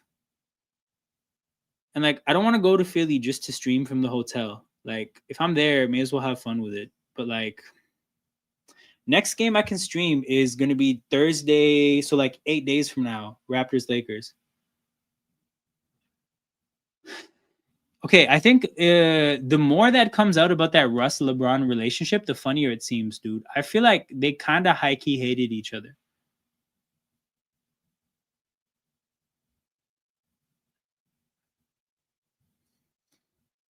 You guys are beating the Cowboys, bro. You're fine. Quickly. To BI, to Scotty. Scotty. Spins. Misses. Chases his own miss. Can't get the rebound.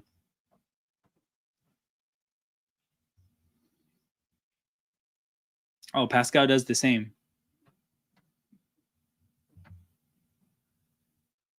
Me too, by the way. Me too. I don't, honestly, I don't think I'm ever on LeBron's side personally. Like, I respect his game.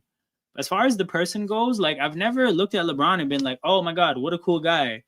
Like, I don't know, like, kind of seems like a bit of a weird guy.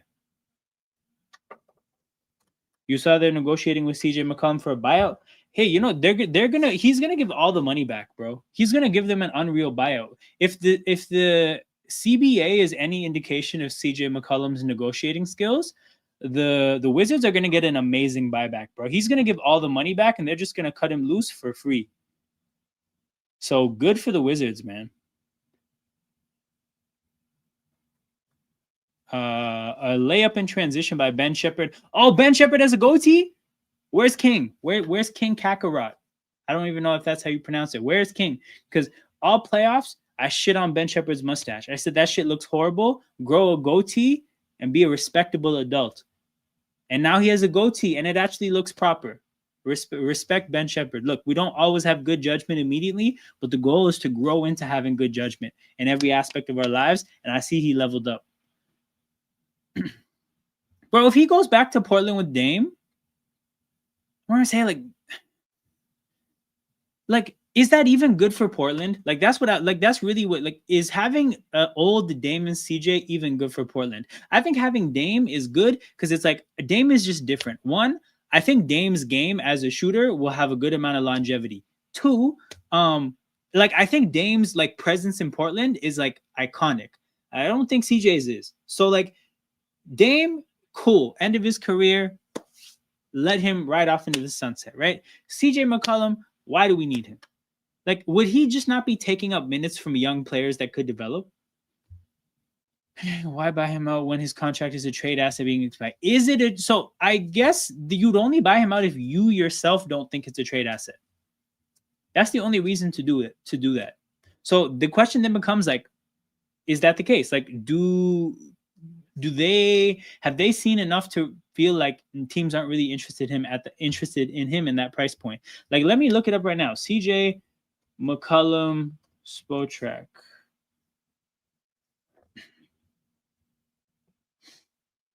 $30 million.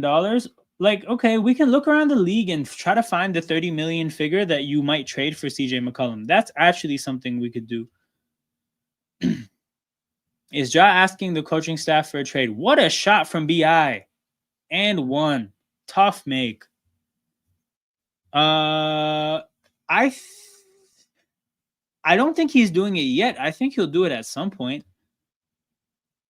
I know, but the Chiefs team is doing some tomfoolery this season. This is true, but Dallas is beatable, bro. Do not let last week fool you. Dallas is beatable. I mean, if CJ goes for cheap, never hurts to have mentors. The thing with the Raptors is, bro, we have enough playable players. I don't think we need more.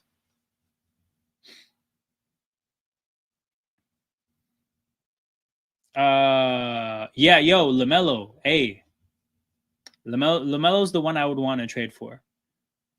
I support him for clowning the Hawks. Yeah, man, who wouldn't? The Hawks are deeply unserious. He's a starter. For a contender, I don't think he could start. I don't think you would want his his defense was something that held Portland back in his prime. As an old man, you definitely do not want his defense in playing meaningful minutes on a team that's trying to win a championship. So he's a bench player on a championship team. He's a starter on not a trash, but like a team that doesn't actually care about how they fare in the playoffs. Free Ja, I need him for my fantasy. Respect. Definitely free Ja. Like, free Ja from the Grizzlies, not generally in life. Like, he's created all of his other problems. Like, I definitely don't want to act like he's a victim in other parts of his life. But yeah, I want better for him than Memphis.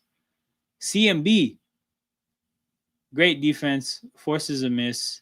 Raptors go the other way. Shed with the ball. Shed finds BI. BI backing down Ben Shepherd. BI gets to good spot. He just misses it short. Hasn't subbed out of the quarter yet, so looks like that's an indication of tired legs. Hopefully they sub him off soon. Ben Shepherd hits a tough three. So just seen a LaMelo clip from today. He did a no-look pass and smashed Brunson in the face.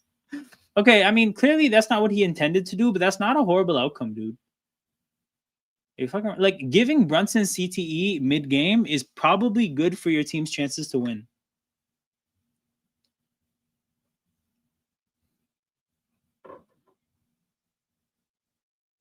It's criminal offense. It is definitely a criminal offense, dude.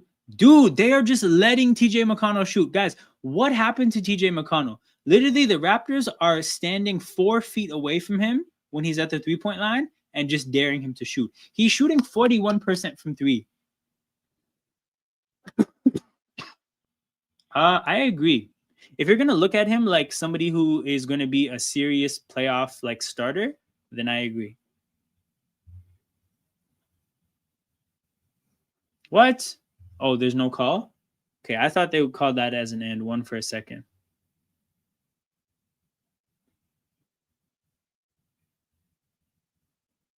Oh, you're talking from a fantasy standpoint. Okay, I hear that.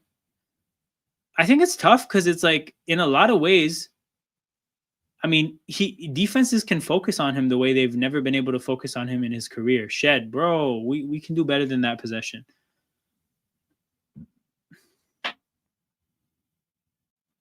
Crash outs or just chill? Bro, I don't know. Like, it would take more than that for a person like me to crash out. If somebody did crash out, I wouldn't say they were wrong. I just also think we're not going to lose to the Pacers. So I don't know. Like, I don't know how I would feel because I don't really. My feelings are very far away from me when it comes to this. Game's getting close. I mean, like, they're going on a run, which is fair. Like, runs happen. But I think like we were down 11, got our own 11-point lead. Now they're making a run to get it down to 7. Like, if it gets down to 4-ish, then it'll creep into my mind. But like, I don't know. I just think we're gonna respond to their run with a run of our own. Like, basketball is a game of runs. Do you really think the in-season tournament matters? Yo, I think the in-season tournament matters literally as much as just as I say that, by the way, it's a 4-point game. So now I'm with you. The game has officially gotten close. Because BI just missed 2 free throws. And that's very un-BI like. I think it means as much as you want it to mean, dude. Like, I think if you're a young team of players that hasn't played high-stakes basketball, I think it probably doesn't matter to you. Sorry, it probably matters to you a lot because actually, okay, hold on. I'm going to make an analogy in a second. I just want to see what the hell happened here. Yo, Ben Shepherd again, dog. Leave the man alone. He has a goatee now. He's a new man. This is not mustache Ben Shepherd. This is goatee Ben Shepherd. Those are two different people. 8-0 run in 2 minutes to end the third. Very different than the end of the second where the Raptors were making a run like this. Sandro finds, oh, no, CMB. CMB, bro, you haven't shot the ball yet. Your first shot of the game cannot be a corner 3 in a high leverage moment early in the shot clock. That cannot be it. What is this? Oh, a turnover by Indy. Yeah, hold on. You gotta give me a minute about this. Because once the quarter ends, I'm gonna get deep into my in-season tournament analytics. Not analytics, my opinion.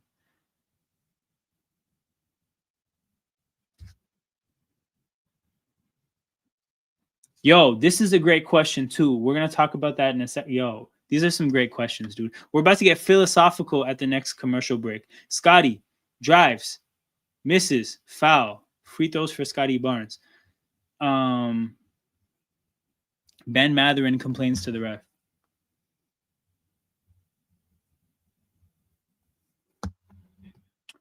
Yo, I'm up to 41 people. Did I get rated or not? Who are you guys? But thank you for you guys. Make sure you guys hit the like button and subscribe to the channel. If you guys like the Raptors, I will be here doing Raptors watch-alongs whenever I can. I'm a grown man with a life, so sometimes that gets in the way. But I'm here tonight. I'll be here for Lakers Raptors. And then as football season ends, I will be here for probably every Raptors game towards the end of the year. So 41 people with no raid is some serious motion. I appreciate you guys. But like I say all the time, as Scotty Barnes hit both his free throws, YouTube does not know the difference between good and bad content. The only way it understands what's good and what's bad is through engagement. So if you appreciate what's going on, the best way to show your appreciation is by liking and subscribing to the channel. So make sure you guys do that. For you guys are here, there's 40 of you guys hanging out, watching me ramble and babble with my community. That's the way to do it. Okay, Steve says, hello from Vancouver Island. That's an interesting picture. Is that a person blindfolded on a raft? That's a very interesting picture. Steve, Vancouver, you're from Vancouver Island? I'm from Toronto. I was actually born in Vancouver. I'm not a hockey fan, but if I was, I'd be a Canucks fan. Shut up, Vancouver. Okay, so He says, do you really think the in-season tournament matters? So the in-season tournament is a made-up trophy that was just made up, right? You know what else was a just made-up trophy? The Club World Cup. Now, people also debated, what is the value of the Club World Cup? What does it mean? And, that was continuously debated. But I don't think it was until the end of the tournament where I realized that the Club World Cup mattered. Why did it matter? Not because of the money, not because of the novelty, not because of the trophy. It mattered because if you watched that final, both teams gave a fuck, like a lot. Chelsea played their hearts out, and then PSG didn't just lose gracefully. They were mad as hell. Why? Because that shit mattered to them. So what do I mean by this? These kind of things matter literally if the players give it meaning and they make it matter, right? So in terms of the IST, I kind of don't think it matters to them until they get to like the semifinals. So from that standpoint, it's gonna matter different to different teams. So like I don't think LeBron is fussed about, well, he literally won the first IST. Okay, put it this way. Kevin Durant is not fussed with the IST, right? He's not fussed. But Scotty Barnes probably is, right? Because for Scotty Barnes, that thing is gonna mean something. And for who else? For Cade Cunningham, it probably means a ton. So it's like if the Raptors and the Pistons face off in the in-season tournament, and those are two teams that really care, that's a big game. I don't care what you say about it. If two teams that really care about the game are playing a sudden, like an elimination game where somebody's opportunity to win ends and the other team's continues, that is a huge game. So it's like, that's what it is to me, bro. Like these things matter as much as they matter to the players. And I think over the years, you're going to see that the IST means quite a bit to a lot of players that aren't the legacy players. So like Curry, LeBron, Durant, these guys that have like 4 rings or whatever, it probably doesn't mean shit to them. But the 4-ring superstars are becoming less and less of a thing in the NBA. So you're seeing, Shea has a ring, Jokic has a ring, Giannis has a ring. Guys are like having a Tatum has a ring, like a middling level of success. And it's like at that point, they're probably going to be like, I'm going to have 1-2 rings in my career. Let me go chase the IST. Why not? Right? Like I think it's going to matter more when it matters to every player. But right now, it just matters to some. Rant over. I had to play. It's just a bragging rights trophy, but okay. Might be a little deep. Okay, I'm going to get back to this at the commercial because shit is getting serious in the game. It is a 4-point game.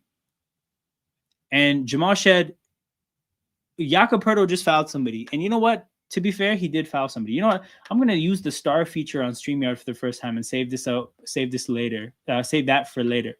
Wizards fans would want it. Of course they would want it. Of course they would. Speaking of Raptors and Pistons, remember when the Raptors actually, that was like the death of that Raptors team. I think they traded OG immediately after that. Immediately after this. Oh my God, they just hit a 3. It's a 1-point game. Guys, what are we doing? What are we doing? This is the highly esteemed, deeply historic in-season tournament. We cannot be playing like this. Shed to quickly, pump fake, drives, spins. That is a tough shot, and he just made a very tough shot. The fact that it came down to that does not feel great, but hell of a make by Quickly. Yeah, dude, this loss was rough. I think this loss, like something died. Something died inside me. Jakob Poeltl fouls number 22, and I don't even know who that is. So I don't know if he's a good free throw shooter or not.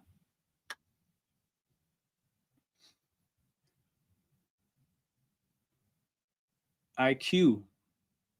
This is a replay. Why am I reacting to it like it's a regular, like I'm watching it live?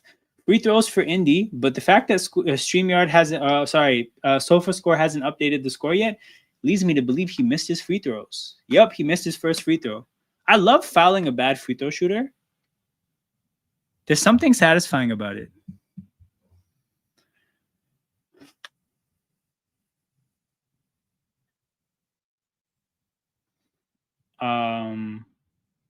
Camera zooms in on RJ on the bench, which just reminded me that he's not playing.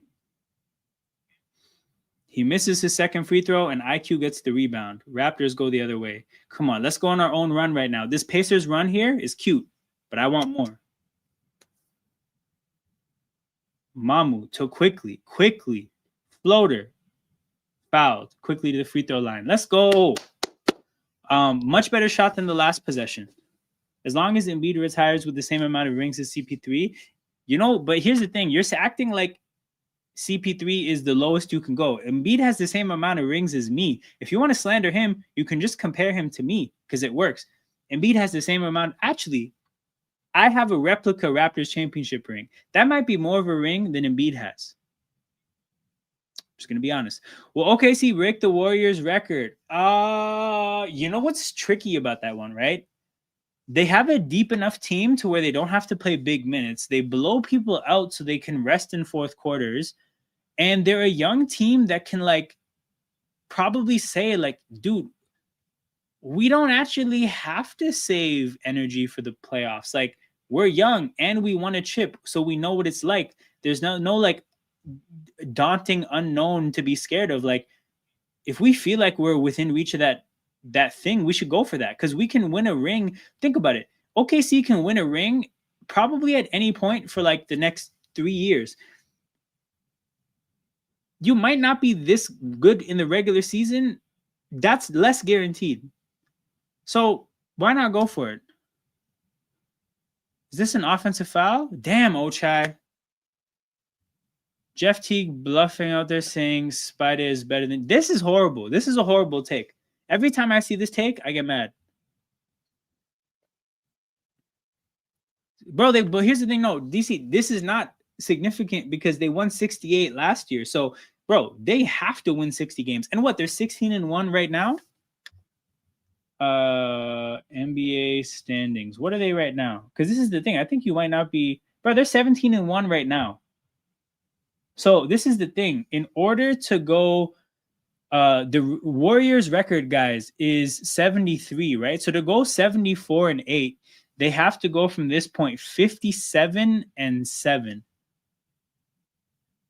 They're on pace to break the record. They would have to play worse, which they're going to. But this is crazy. Timeout Raptors, as it's a 1-point game again. Indy has seemingly got some momentum and figured out how to play this game. Pascal Siakam got 4 fouls at the end of the second. Not a lot of Pascal in this quarter, and things have gone good. So I'm kind of hoping Pascal comes back and fucks it up. So fingers crossed. We need you as a double agent. Oh, man, Ochai is terrible. We love Ochai. Okay, cool. We don't love Ochai. I'm okay with Ochai. But he definitely makes mistakes. This comment from before, what's the point of a trophy at the end of the season? At the end of the day, there's a next season. You know what this reminds me of? AJ Brown Instagram. I know this is a different sport, but I think this kind of shows you. I'm going to give you two sides of something. Please don't make me log in. Just let me look at the post. No, X. There we go. All right. Where's this post? Show more posts. That's going to make me log in. Fuck. Okay. Super Bowl. No.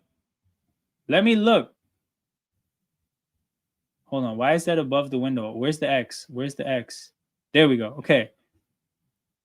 Oh, okay, there we go. After a few days, I've had time to reflect on being a championship. I tried to feel how everyone made it seem to be a champion, and unfortunately, it was short-lived. 2 days to be exact. I've never been a champion at the highest level before, but I thought my hard work would be justified by winning it all. It wasn't. My thrill from the game comes from when I dominate. It's the hunt that does it for me. It's when the DB drops his head and surrenders because he can't fuck with me. The intense battles, early mornings, late nights, sacrifices. I love putting smile on people's faces. Don't get me wrong, but it just wasn't what I thought it would be. It's the journey that I love the most, back to work. So what he's saying, AJ Brown is basically saying is yo, that championship feeling, it came and went quickly. We won a chip. It was lit for 2 days. And then it was on to something else. That's AJ Brown, the player in the game. I'm an Eagles fan. As a fan, what I'm going to tell you is we won a championship February 9th. By March 9th, it was free agency, and that team was gone, vanished, poof.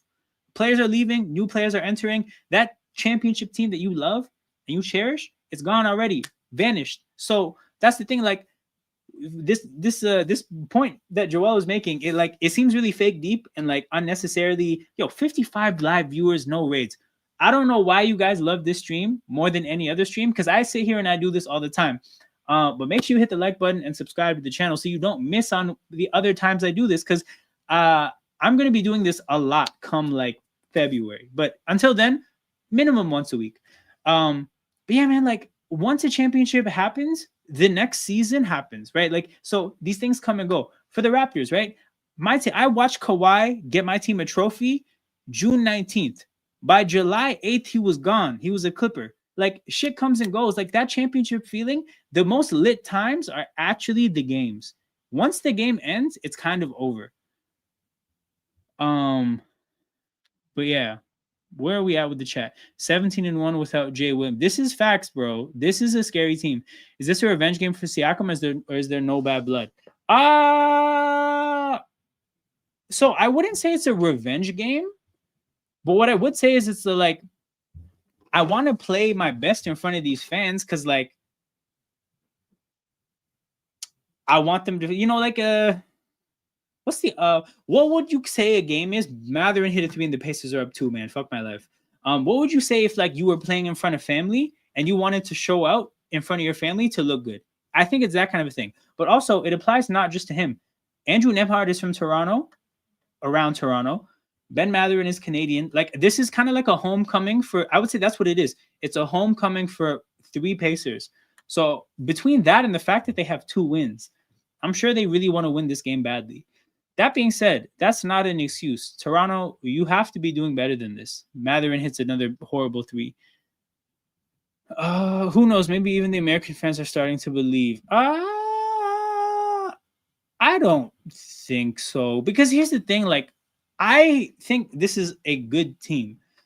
I don't even think it's a great team or like anything special.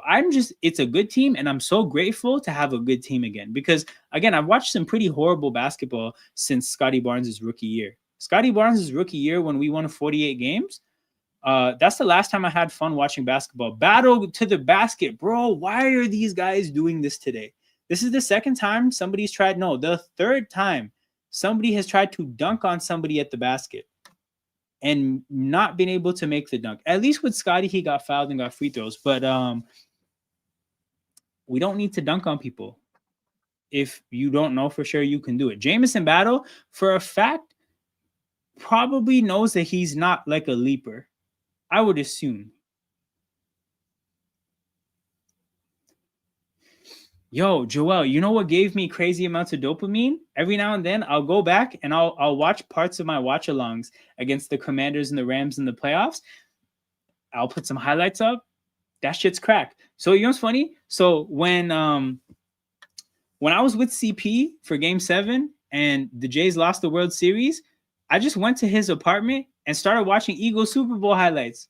And then I watched the Rams highlights. And then I watched the Commanders highlights. Bro, instant dopamine. Instant dopamine, man. Like, those moments are the best, and reliving them are awesome. For what it's worth, I then also proceeded to open up a bottle of soju and blast Marvin's room in his apartment. I think I pissed his roommate off. I didn't just blast it, though. I was actually I was belting the song out as well. Hilarious song to mourn a sports moment. But that's what I was doing. 86-83, Raptors with the ball. 7 minutes to go. Raptors, I need you to get your shit together. Crashing. Oh, yeah. Legendary clip, dude. Legendary clip. Bro, BI, what the fuck, man? We can't be losing our handle right now. We can't be doing this.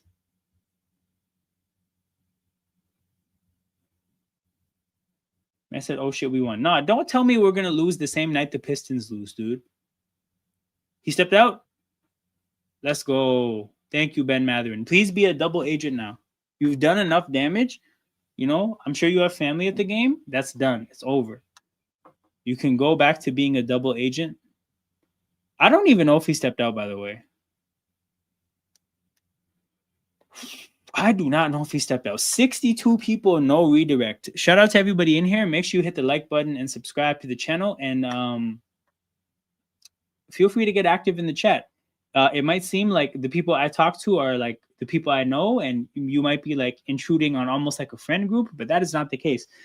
This chat is open to all people, provided that you don't say weird things. Just don't say weird things, and you will always be welcome here.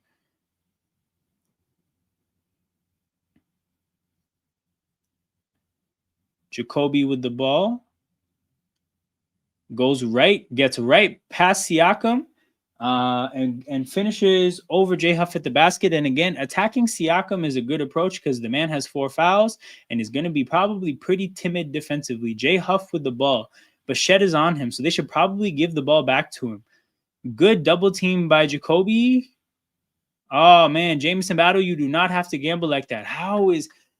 That's actually just a hell of a pass by Matherin. You can't really even do shit about that. Like, I did not know he had that kind of court vision or that he would even be able to execute a pass like that because you have to get it over the 2 Raptors. Hell of a pass by Matherin. Shed to Battle. Battle damn near throws it off a ref. Jacoby, it's the end of the shot clock. Somebody has to jack up a bad shot. BI almost makes a 3.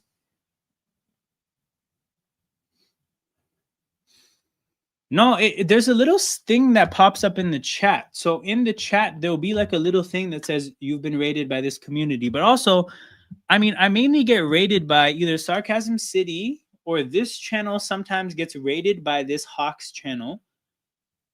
And I checked and neither of them have been live. Well, Sarcasm City is live still.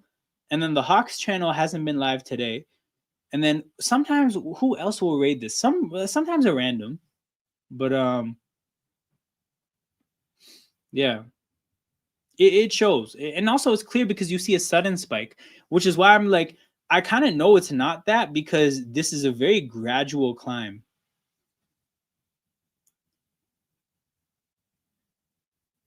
Okay. Quickly. What a pass to Scotty. Scotty jumper knocks it down. What a pass from Quickly. 88 to 87.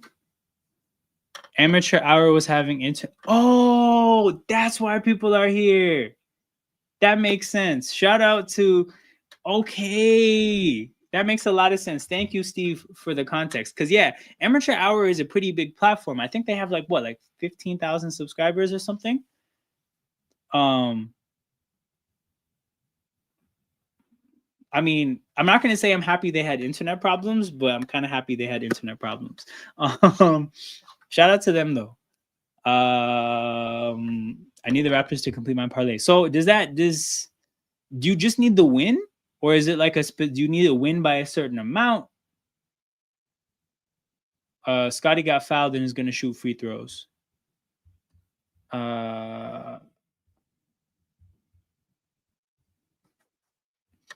Money line. Okay, here's the thing. I still think they're going to win. I still think that they're going to win.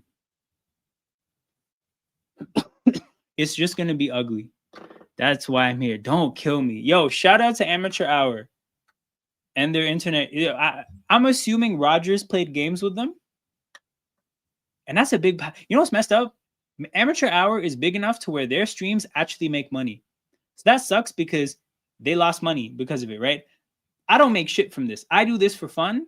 And what I get from this is just like the laughs that I have with the chat. If my internet goes down, and it's done this before, I don't lose anything. That sucks, dude. Okay, 1-point game. Raptors with the ball. 4:25 to go. Jacoby's still on the court. So we're talking about closing time in a big game, and Jacoby Walter is still on the court. And I imagine that his shooting today is probably the reason because he had a couple big threes. But this is great for him to get this opportunity. Or at least like even just to feel this like gesture of faith from Darko, I'm sure will help this guy in his young career. Weren't the Raptors best odds for weren't the Raptors bad odds? Well, no, yeah, the Raptors were like 10.5 point favorites. Do you stream most games? Bro, honestly, okay, I don't stream most games at this point. Come like February when my schedule opens up more in life, I'm going to be streaming every game. My life at this point is just too busy to do this every game, considering that I don't make money from it. But like up to this point, I've been doing it like once a week just to keep in the routine. But like I said, come February when life opens up more, then I'll be here every single game. But like, for example, I can't do the next 2 games because I'm traveling. And then the next game I can do is Lakers Raptors on Thursday. So it's like, it's just fucked, man. Like I just don't have a free enough life to do something for free consistently. Nemhard from 3 misses. Pirtle, big rebound. Well, no, what did they call? What did they call? What did they call? Did they get...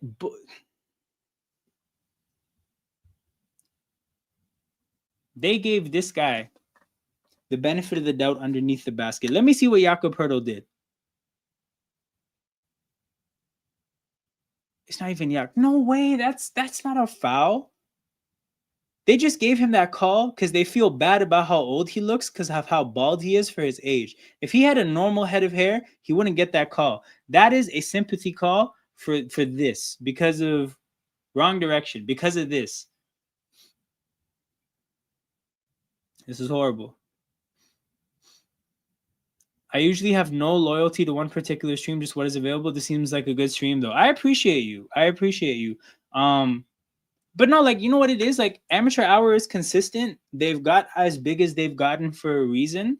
I'm assuming that, again, because he makes money, or they make money, I'm actually not entirely familiar if it's multiple people or one person.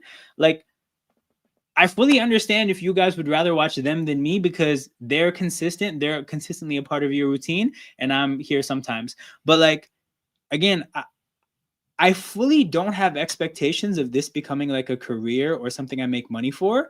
I'm actually just hoping that this could be big enough at some point for me to interview people. What I really want to do is for the channel to be big enough to where when I reach out to, let's say, a college player, that at the very minimum, they would consider coming on. Because that's actually what I want to do. I think I could have some great interviews. But for watch-alongs, I really just do this for fun. This is just for the good time. It was on Ingram. I hope Toronto wins. Me too. Shout out to Shirley. Again, a lot of people that are new, that are typically not here for this watch along. Definitely appreciate you guys. And again, like I said, like I know you guys are normally Amateur Hour viewers, and definitely no hard feelings if you guys go back to watching them when their internet's back again. But if you ever catch me live, just come by, drop by, hit the like button one time, and then feel free to go to Amateur Hour and live life. Oh, shout out to my guy Gio, day one in the chat, one of the most chaotic people I know. I didn't even see what he let's see what he typed. See, I didn't even read the words. I know him, and I know that he's gonna say some crazy shit. Getting teabagged by Jakob Poeltl is crazy. Amateur Hour had internet trouble. His stream ended. Damn. Not the biggest fan of, prefer Ben Rogers from Raptors. Oh yeah, I don't know. There's that channel as well. Ben Rogers. I mean, I guess his internet doesn't go bad or doesn't have issues because his name is Rogers. He probably has the family hookup, so he doesn't have internet connections. This game's too close. Yeah, it's pissing me off, man. It's actually pissing me off. Well, time for the shameless like and sub plug. Absolutely, bro. It's not just bro. Believe me, it's not just about being like. It's not about. I don't even feel shameless about it. I have no shame about that. I sit here and I beg and plead for likes and subs.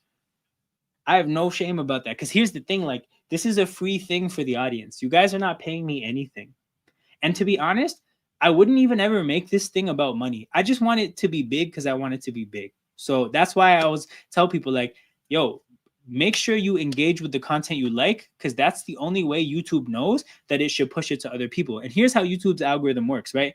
When a person engages with it, it begins to think, okay, what about this person in terms of their age, their location, what the other stuff they watch is?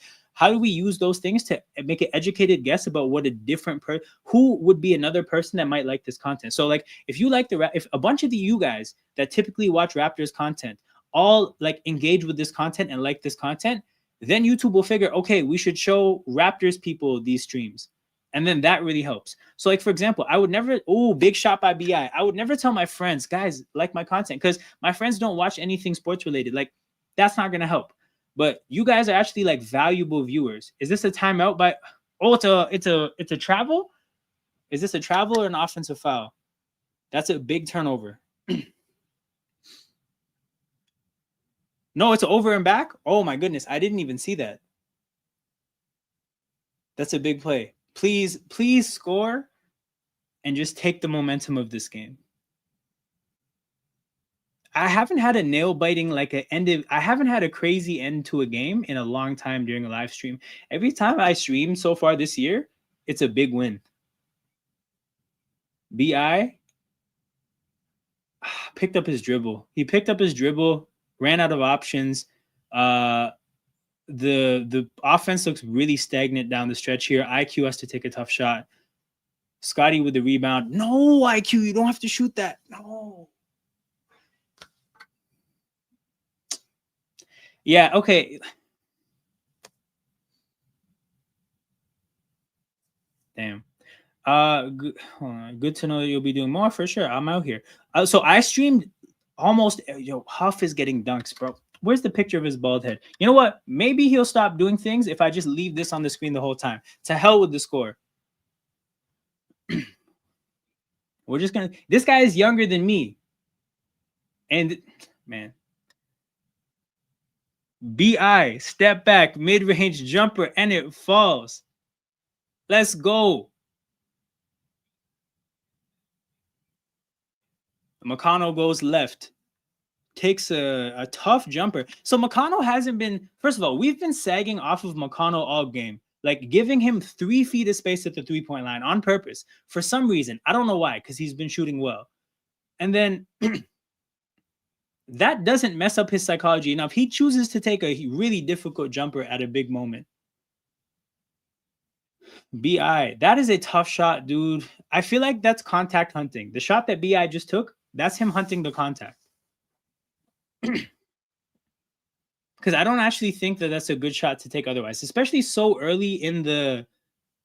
and then he gets cooked by McConnell defensively. Is this a timeout? No, it's not. We're playing basketball? Jeez. Jeez.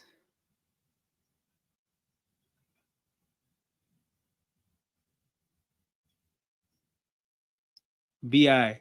Mid-range jumper. Okay, I'll... Misses it long. Minute 13 to go. Stress. $80. You might hit 300 tonight. Man, fingers crossed. Again, the love is appreciated. Nemhard drives. Pirtle, please. Don't foul him. Oh, no. McConnell gets that same easy look, but this time he misses it. Thank God. This is pure stress. Why did it have to be like this? Why could we not just get 95. I'm at 53 seconds. So I'm a cool like 40 seconds behind where you guys are. Feel free to spoil the result in the chat though. I'm not like super big on spoilers. Or like I don't care that much. Scotty gets doubled, IQ gets the ball. You know what? I'm gonna I live. Okay, hold on. Damn, I think it got spoiled. I'm gonna live with that IQ shot in most circumstances because that is not a bad shot. He just missed that shit. Nemhard, Siakam backing down quickly, but the double team is lurking. Oh my God, Siakam steps into a lane and Pirtle blocks it.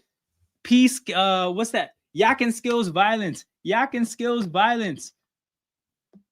BI with the ball. 5 seconds to go. Dribbling the clock out. Pull up jumper from the midi. Knocks it down with 0.6 to go. Let's go. This is why you make the trade for Brandon Ingram, people. That shit is so beautiful. This does not happen for the Raptors that much, you know. We've had a lot of games where a player is in this kind of situation and they don't have a go-to move like that. If you think about, or if you really look at like how calm and composed he is in a moment like this, a part of that is because he has a go-to. He has a bag and he has a series of spots that he knows he's very comfortable with. He just missed 2 shots in a row. He missed the last shot he took from the mid-range back rim, and then I think he missed one of the other shots front rim. Like the last 2 shots he took from his spots didn't go in. Is he nervous though, or is he unsure of himself? No. And we got Glorilla doing the shark shit courtside. Let's go. What a game. But again, when you have a confidence in your game, you're just going to calmly go to your spot and rise up. And he does that with 0.6 seconds to go. And what an ending to the game. Brandon Ingram game winners. This is what we signed up for. And I think I put Ingram on the thumbnail. I always have to decide between Ingram and Scotty. But I'm glad I did that. I think we realized how valuable RJ is now. And IQ back into chip him. Damn, dog, ship him to Hong Kong. That's harsh, man. That's really, really harsh. Who in the world just bets a simple Thunder money line 1.2 value? Sickos. Okay, you know what? Sickos and really rich people. Because think about it. If you have money to waste, you can put 300,000 on this dumbass bet, and that 300,000 can just what turn into like $6,000. Then you just simply got $6,000. So people are definitely gonna do it. I'm still confused why the Pels traded SBI while not owning their first round pick. Here's where you messed up, DC. Here's where you messed up. You assumed that the Pelicans should operate based on logic and reason, and I don't think you have any reason to think that that's how things work, bro. Like if the Pelicans have shown you in their history that they are a logical, sensible organization that does the right thing and thinks things through and attempts to do things that make sense, then you could look at the BI trade and be like, how come you did this wrong? But when you are dealing with an organization that has a demonstrated history of fuckery, you can't see them do more fuckery and be like, I wonder why they did that.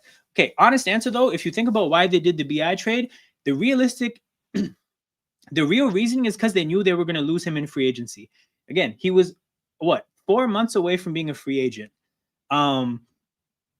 They had probably been informed that they had no chance to retain him. So at that point, it's like the Fred VanVleet situation. You either trade him for peanuts or you get absolutely nothing in return when he leaves. And they decided to take the peanuts, which is what it is. Now I need St. Mary's in OKC. Okay, I think you got OKC. St. Mary's, I'm not familiar enough to know about that. I threw logic at the door once Nico. This is true. Crazy. I was thinking the Pelicans were a playoff team. Nah, dude, because like they have to rely too heavily on really, really young talent with Fears and Zion. Sorry, what's his name? Derek Queen and Fears. So it's like players that young are probably not going to carry you to the playoffs in the West. Even regardless of how much you like those two players. And then it's like, what? They started, what's his name? DeAndre Jordan at center this year? They're sickos. Pels traded BI for the same reason the Raptors accepted it back. Again, guys, my intro to this guy in this stream was very fitting. Pels winning now. Say less. But yeah, considering that there's a big amount of people in here, I'm probably going to hang out for a little bit more. So there's 85 people watching live. Make sure you guys hit the like button and subscribe to the channel. Again, I'm very shameless about that. That stuff is very needed if you want to support content on YouTube. But the other thing I was going to say is, again, I'm going to hang out for a little bit more as long as you guys are willing to hang out with me.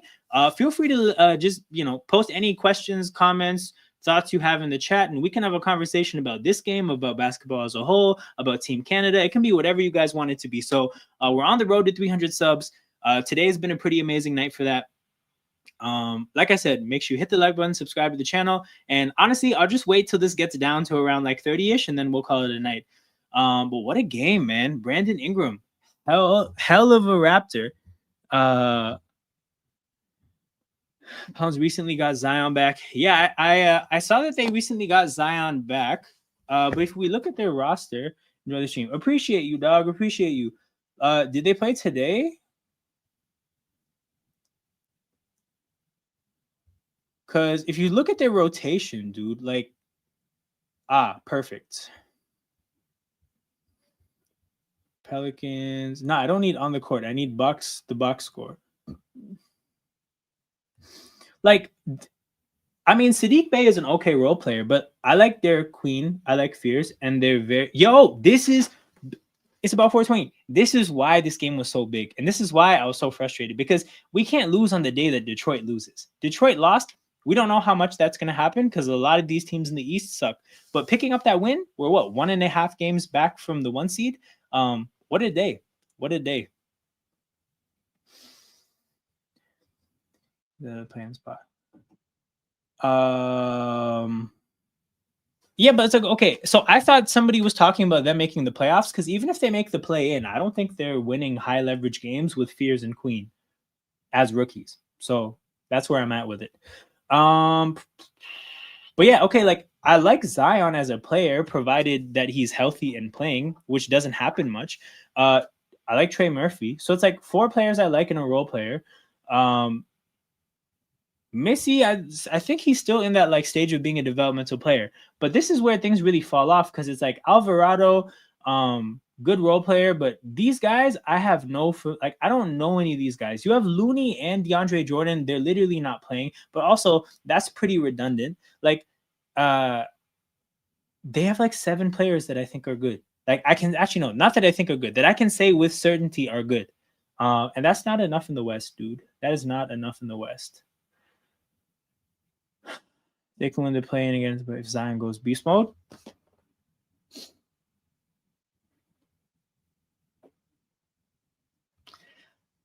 You know why I'm struggling with this is because I actually just don't think that him going beast mode in a 7-man rotation is viable. And I think if they play a 9-man rotation, they're unfortunately going to put a couple of shit guys on the court. So like in my imagination, my imagination is having a very hard time wrapping my head around Zion going beast mode in a team with a 7-man rotation. Draymond versus Jimmy. Dude, I think Jimmy's the better athlete, so I'm taking the better athlete. I'm sure they can both throw hard punches in terms of just like you're standing and you want to punch somebody, but in a boxing match where this is heavily about like endurance, stamina, and being able to move, give me the better athlete. I'm taking Jimmy Butler against Grizzly Blazers. I get what you're saying. But holy shit, man, what a night. We got a Brandon Ingram game winner on the same night that Amateur Hour had their issues. So a bunch of you stumbled in here. I'm up to like 294 subs. I got like 20 subs tonight, which is a lot. Which is a crazy amount. I'm almost up to 300 already, which is crazy. Again, very appreciative of this. Like super, super appreciative because a lot of times there'll be big groups of people here because of a raid and not everybody subs or likes or whatever. So the fact that happened is super cool. And yeah, I just like, I'm kind of bummed out that I'm traveling this weekend because I'm like, when something like this happens, I would really want to hop back into it immediately because the next 2 games I think are like Charlotte and Washington or something, right? Toronto. Where is it? Yeah. So Charlotte on Saturday, New York on Sunday, Blazers on Tuesday. Fuck. Okay, you know what? I might have to just figure out a way to do the Blazers game. Yeah. Unfortunately, I definitely can't do Hornets and Knicks because I'm traveling, like I said. But Blazers, I might have to figure out a way to make that work. Okay. Draymond has the reach and he has the fighter experience. You know what, though? I think that's relying on an assumption. I think you're assuming that Jimmy doesn't have the fighter experience, and you're just saying that because he hasn't crashed out in public. But we don't know, bro. Jimmy might have fighter experience, and the way he conducts himself, I just wouldn't be surprised if he did too. What are the consequences of this team being above the luxury tax? So they would be above the first apron.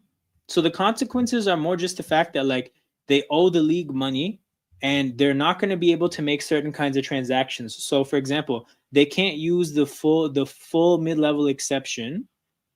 But that's not even a consequence this year because they already decided not to.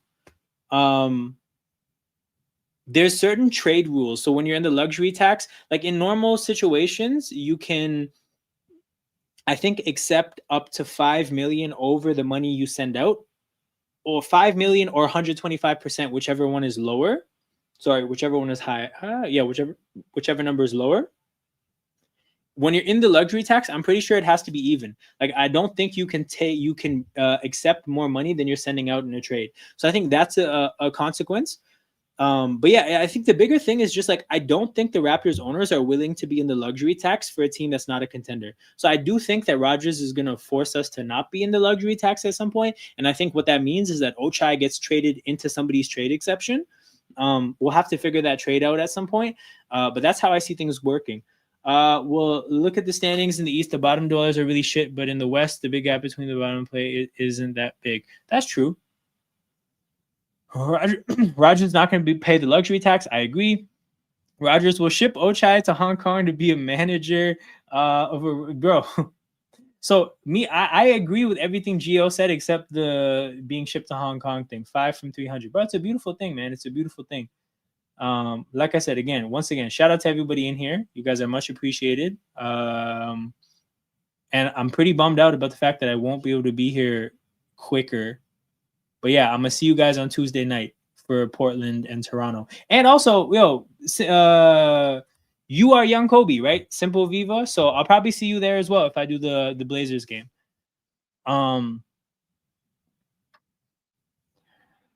Rogers will ship out. Oh, yeah, I already read this. But yeah, no, like I don't know, Asim, if you got the answer you're looking for, and if you have like a further follow-up question or there was something else you were getting at, feel free to let me know. But yeah, man, I think we're not going to be a tax team. Like the thing is, you don't have to be under the tax at the beginning of the year. You have to be under the tax at the end of the year. So we have until the trade deadline to finalize our finances. And yeah, I can't see Rodgers dipping into the tax for this team. I think the one team that they were in the tax for was the I think either was the championship team or it was a willingness to go into the tax to re-sign Kawhi. I see the same with the Heat. Yeah, dude, it's like these teams aren't good enough to be cashing out like that. There's just no. What do you mean? There's no viable option to go over? I thought so. The situation with the Raptors is different. They're actually over the luxury tax, and they have to get under. So the situation is definitely different. Okay. Say less. Because, hold on. Actually, let me see. What are the consequences of being over the first apron? Trades. So you can't use the sign and trade. That I didn't mention. You can't take back salary. Yeah, so this I mentioned. Free agency cannot sign players who are waived during the regular season. If their salary. So you can't get any bought out players, which is not even a huge deal because, like, I think like the last bought out player the Raptors got was what, Jeremy Lin during the championship year. Like, that's not really a part of what has helped us become good. Lose the ability to use the non-taxpayer mid-level exception. Yeah, this is not even on the table for us this year. Cannot send cash in trade negotiations. Irrelevant. May face additional penalties such as being able to use the TP. Again, it's not a huge deal in terms of like the consequences are so grave that they wouldn't do it. The bigger deal is more just that like I have a hard time seeing Rodgers giving up money for this. So for that reason, I think it's a no. I mean, paying over the tax. That's why we waived Precious. Oh, right. You guys did waive Precious. There were talks of Burks coming back, but he's still a free agent. If we do, probably a better backup for. How close are you to the luxury tax? Miami Heat salary swish. By the way, for people who are interested in this stuff, Salary Swish is the best website I find because they have very comprehensive things. So the luxury tax room that you guys have, 1.842. So you guys have a roster side 13 out of 15, which means you have 2 roster spots you can still use. But you only have 1.8 to spend. So it's like you have like next to no money to use. So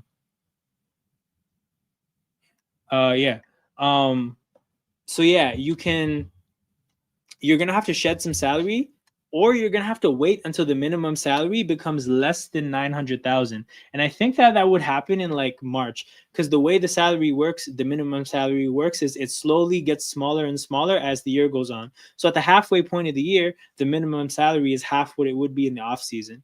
So the Heat either have to wait or they have to shed salary in order to stay underneath the luxury tax. What, Jeremy Lin? Oh, you didn't know this? Hold on. Jeremy Lin, 2019 Raptors. Look at Jeremy Lin. Hold on. In Oracle as an NBA champion. Look at Jeremy Lin holding that trophy. He was on the scout team. No word of a lie. He was on the scout team pretending to be Steph Curry. That was his contribution to the team. Look at this happy man. Look at this happy man. Oh, it's like being tech anti. Jeez.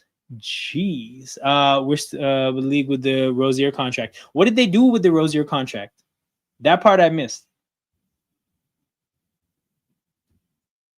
What happened with that deal? I'm assuming that the money is still on the books. If you're saying that you guys checking once during the playoffs didn't watch the run. Oh, you missed that run? Okay. I don't think so, but we can look it up right now. Jeremy Lin, I think the term is game logs. Yeah, game logs in the playoffs. Did he ever touch the court in 2019? Okay, he registered little, like, these are these are called microwave minutes. He played 3 minutes and 30 seconds in a game against Orlando, then 2:48, 5:50. This maybe graduates past microwave minutes. 5:50 in a microwave would be a lot.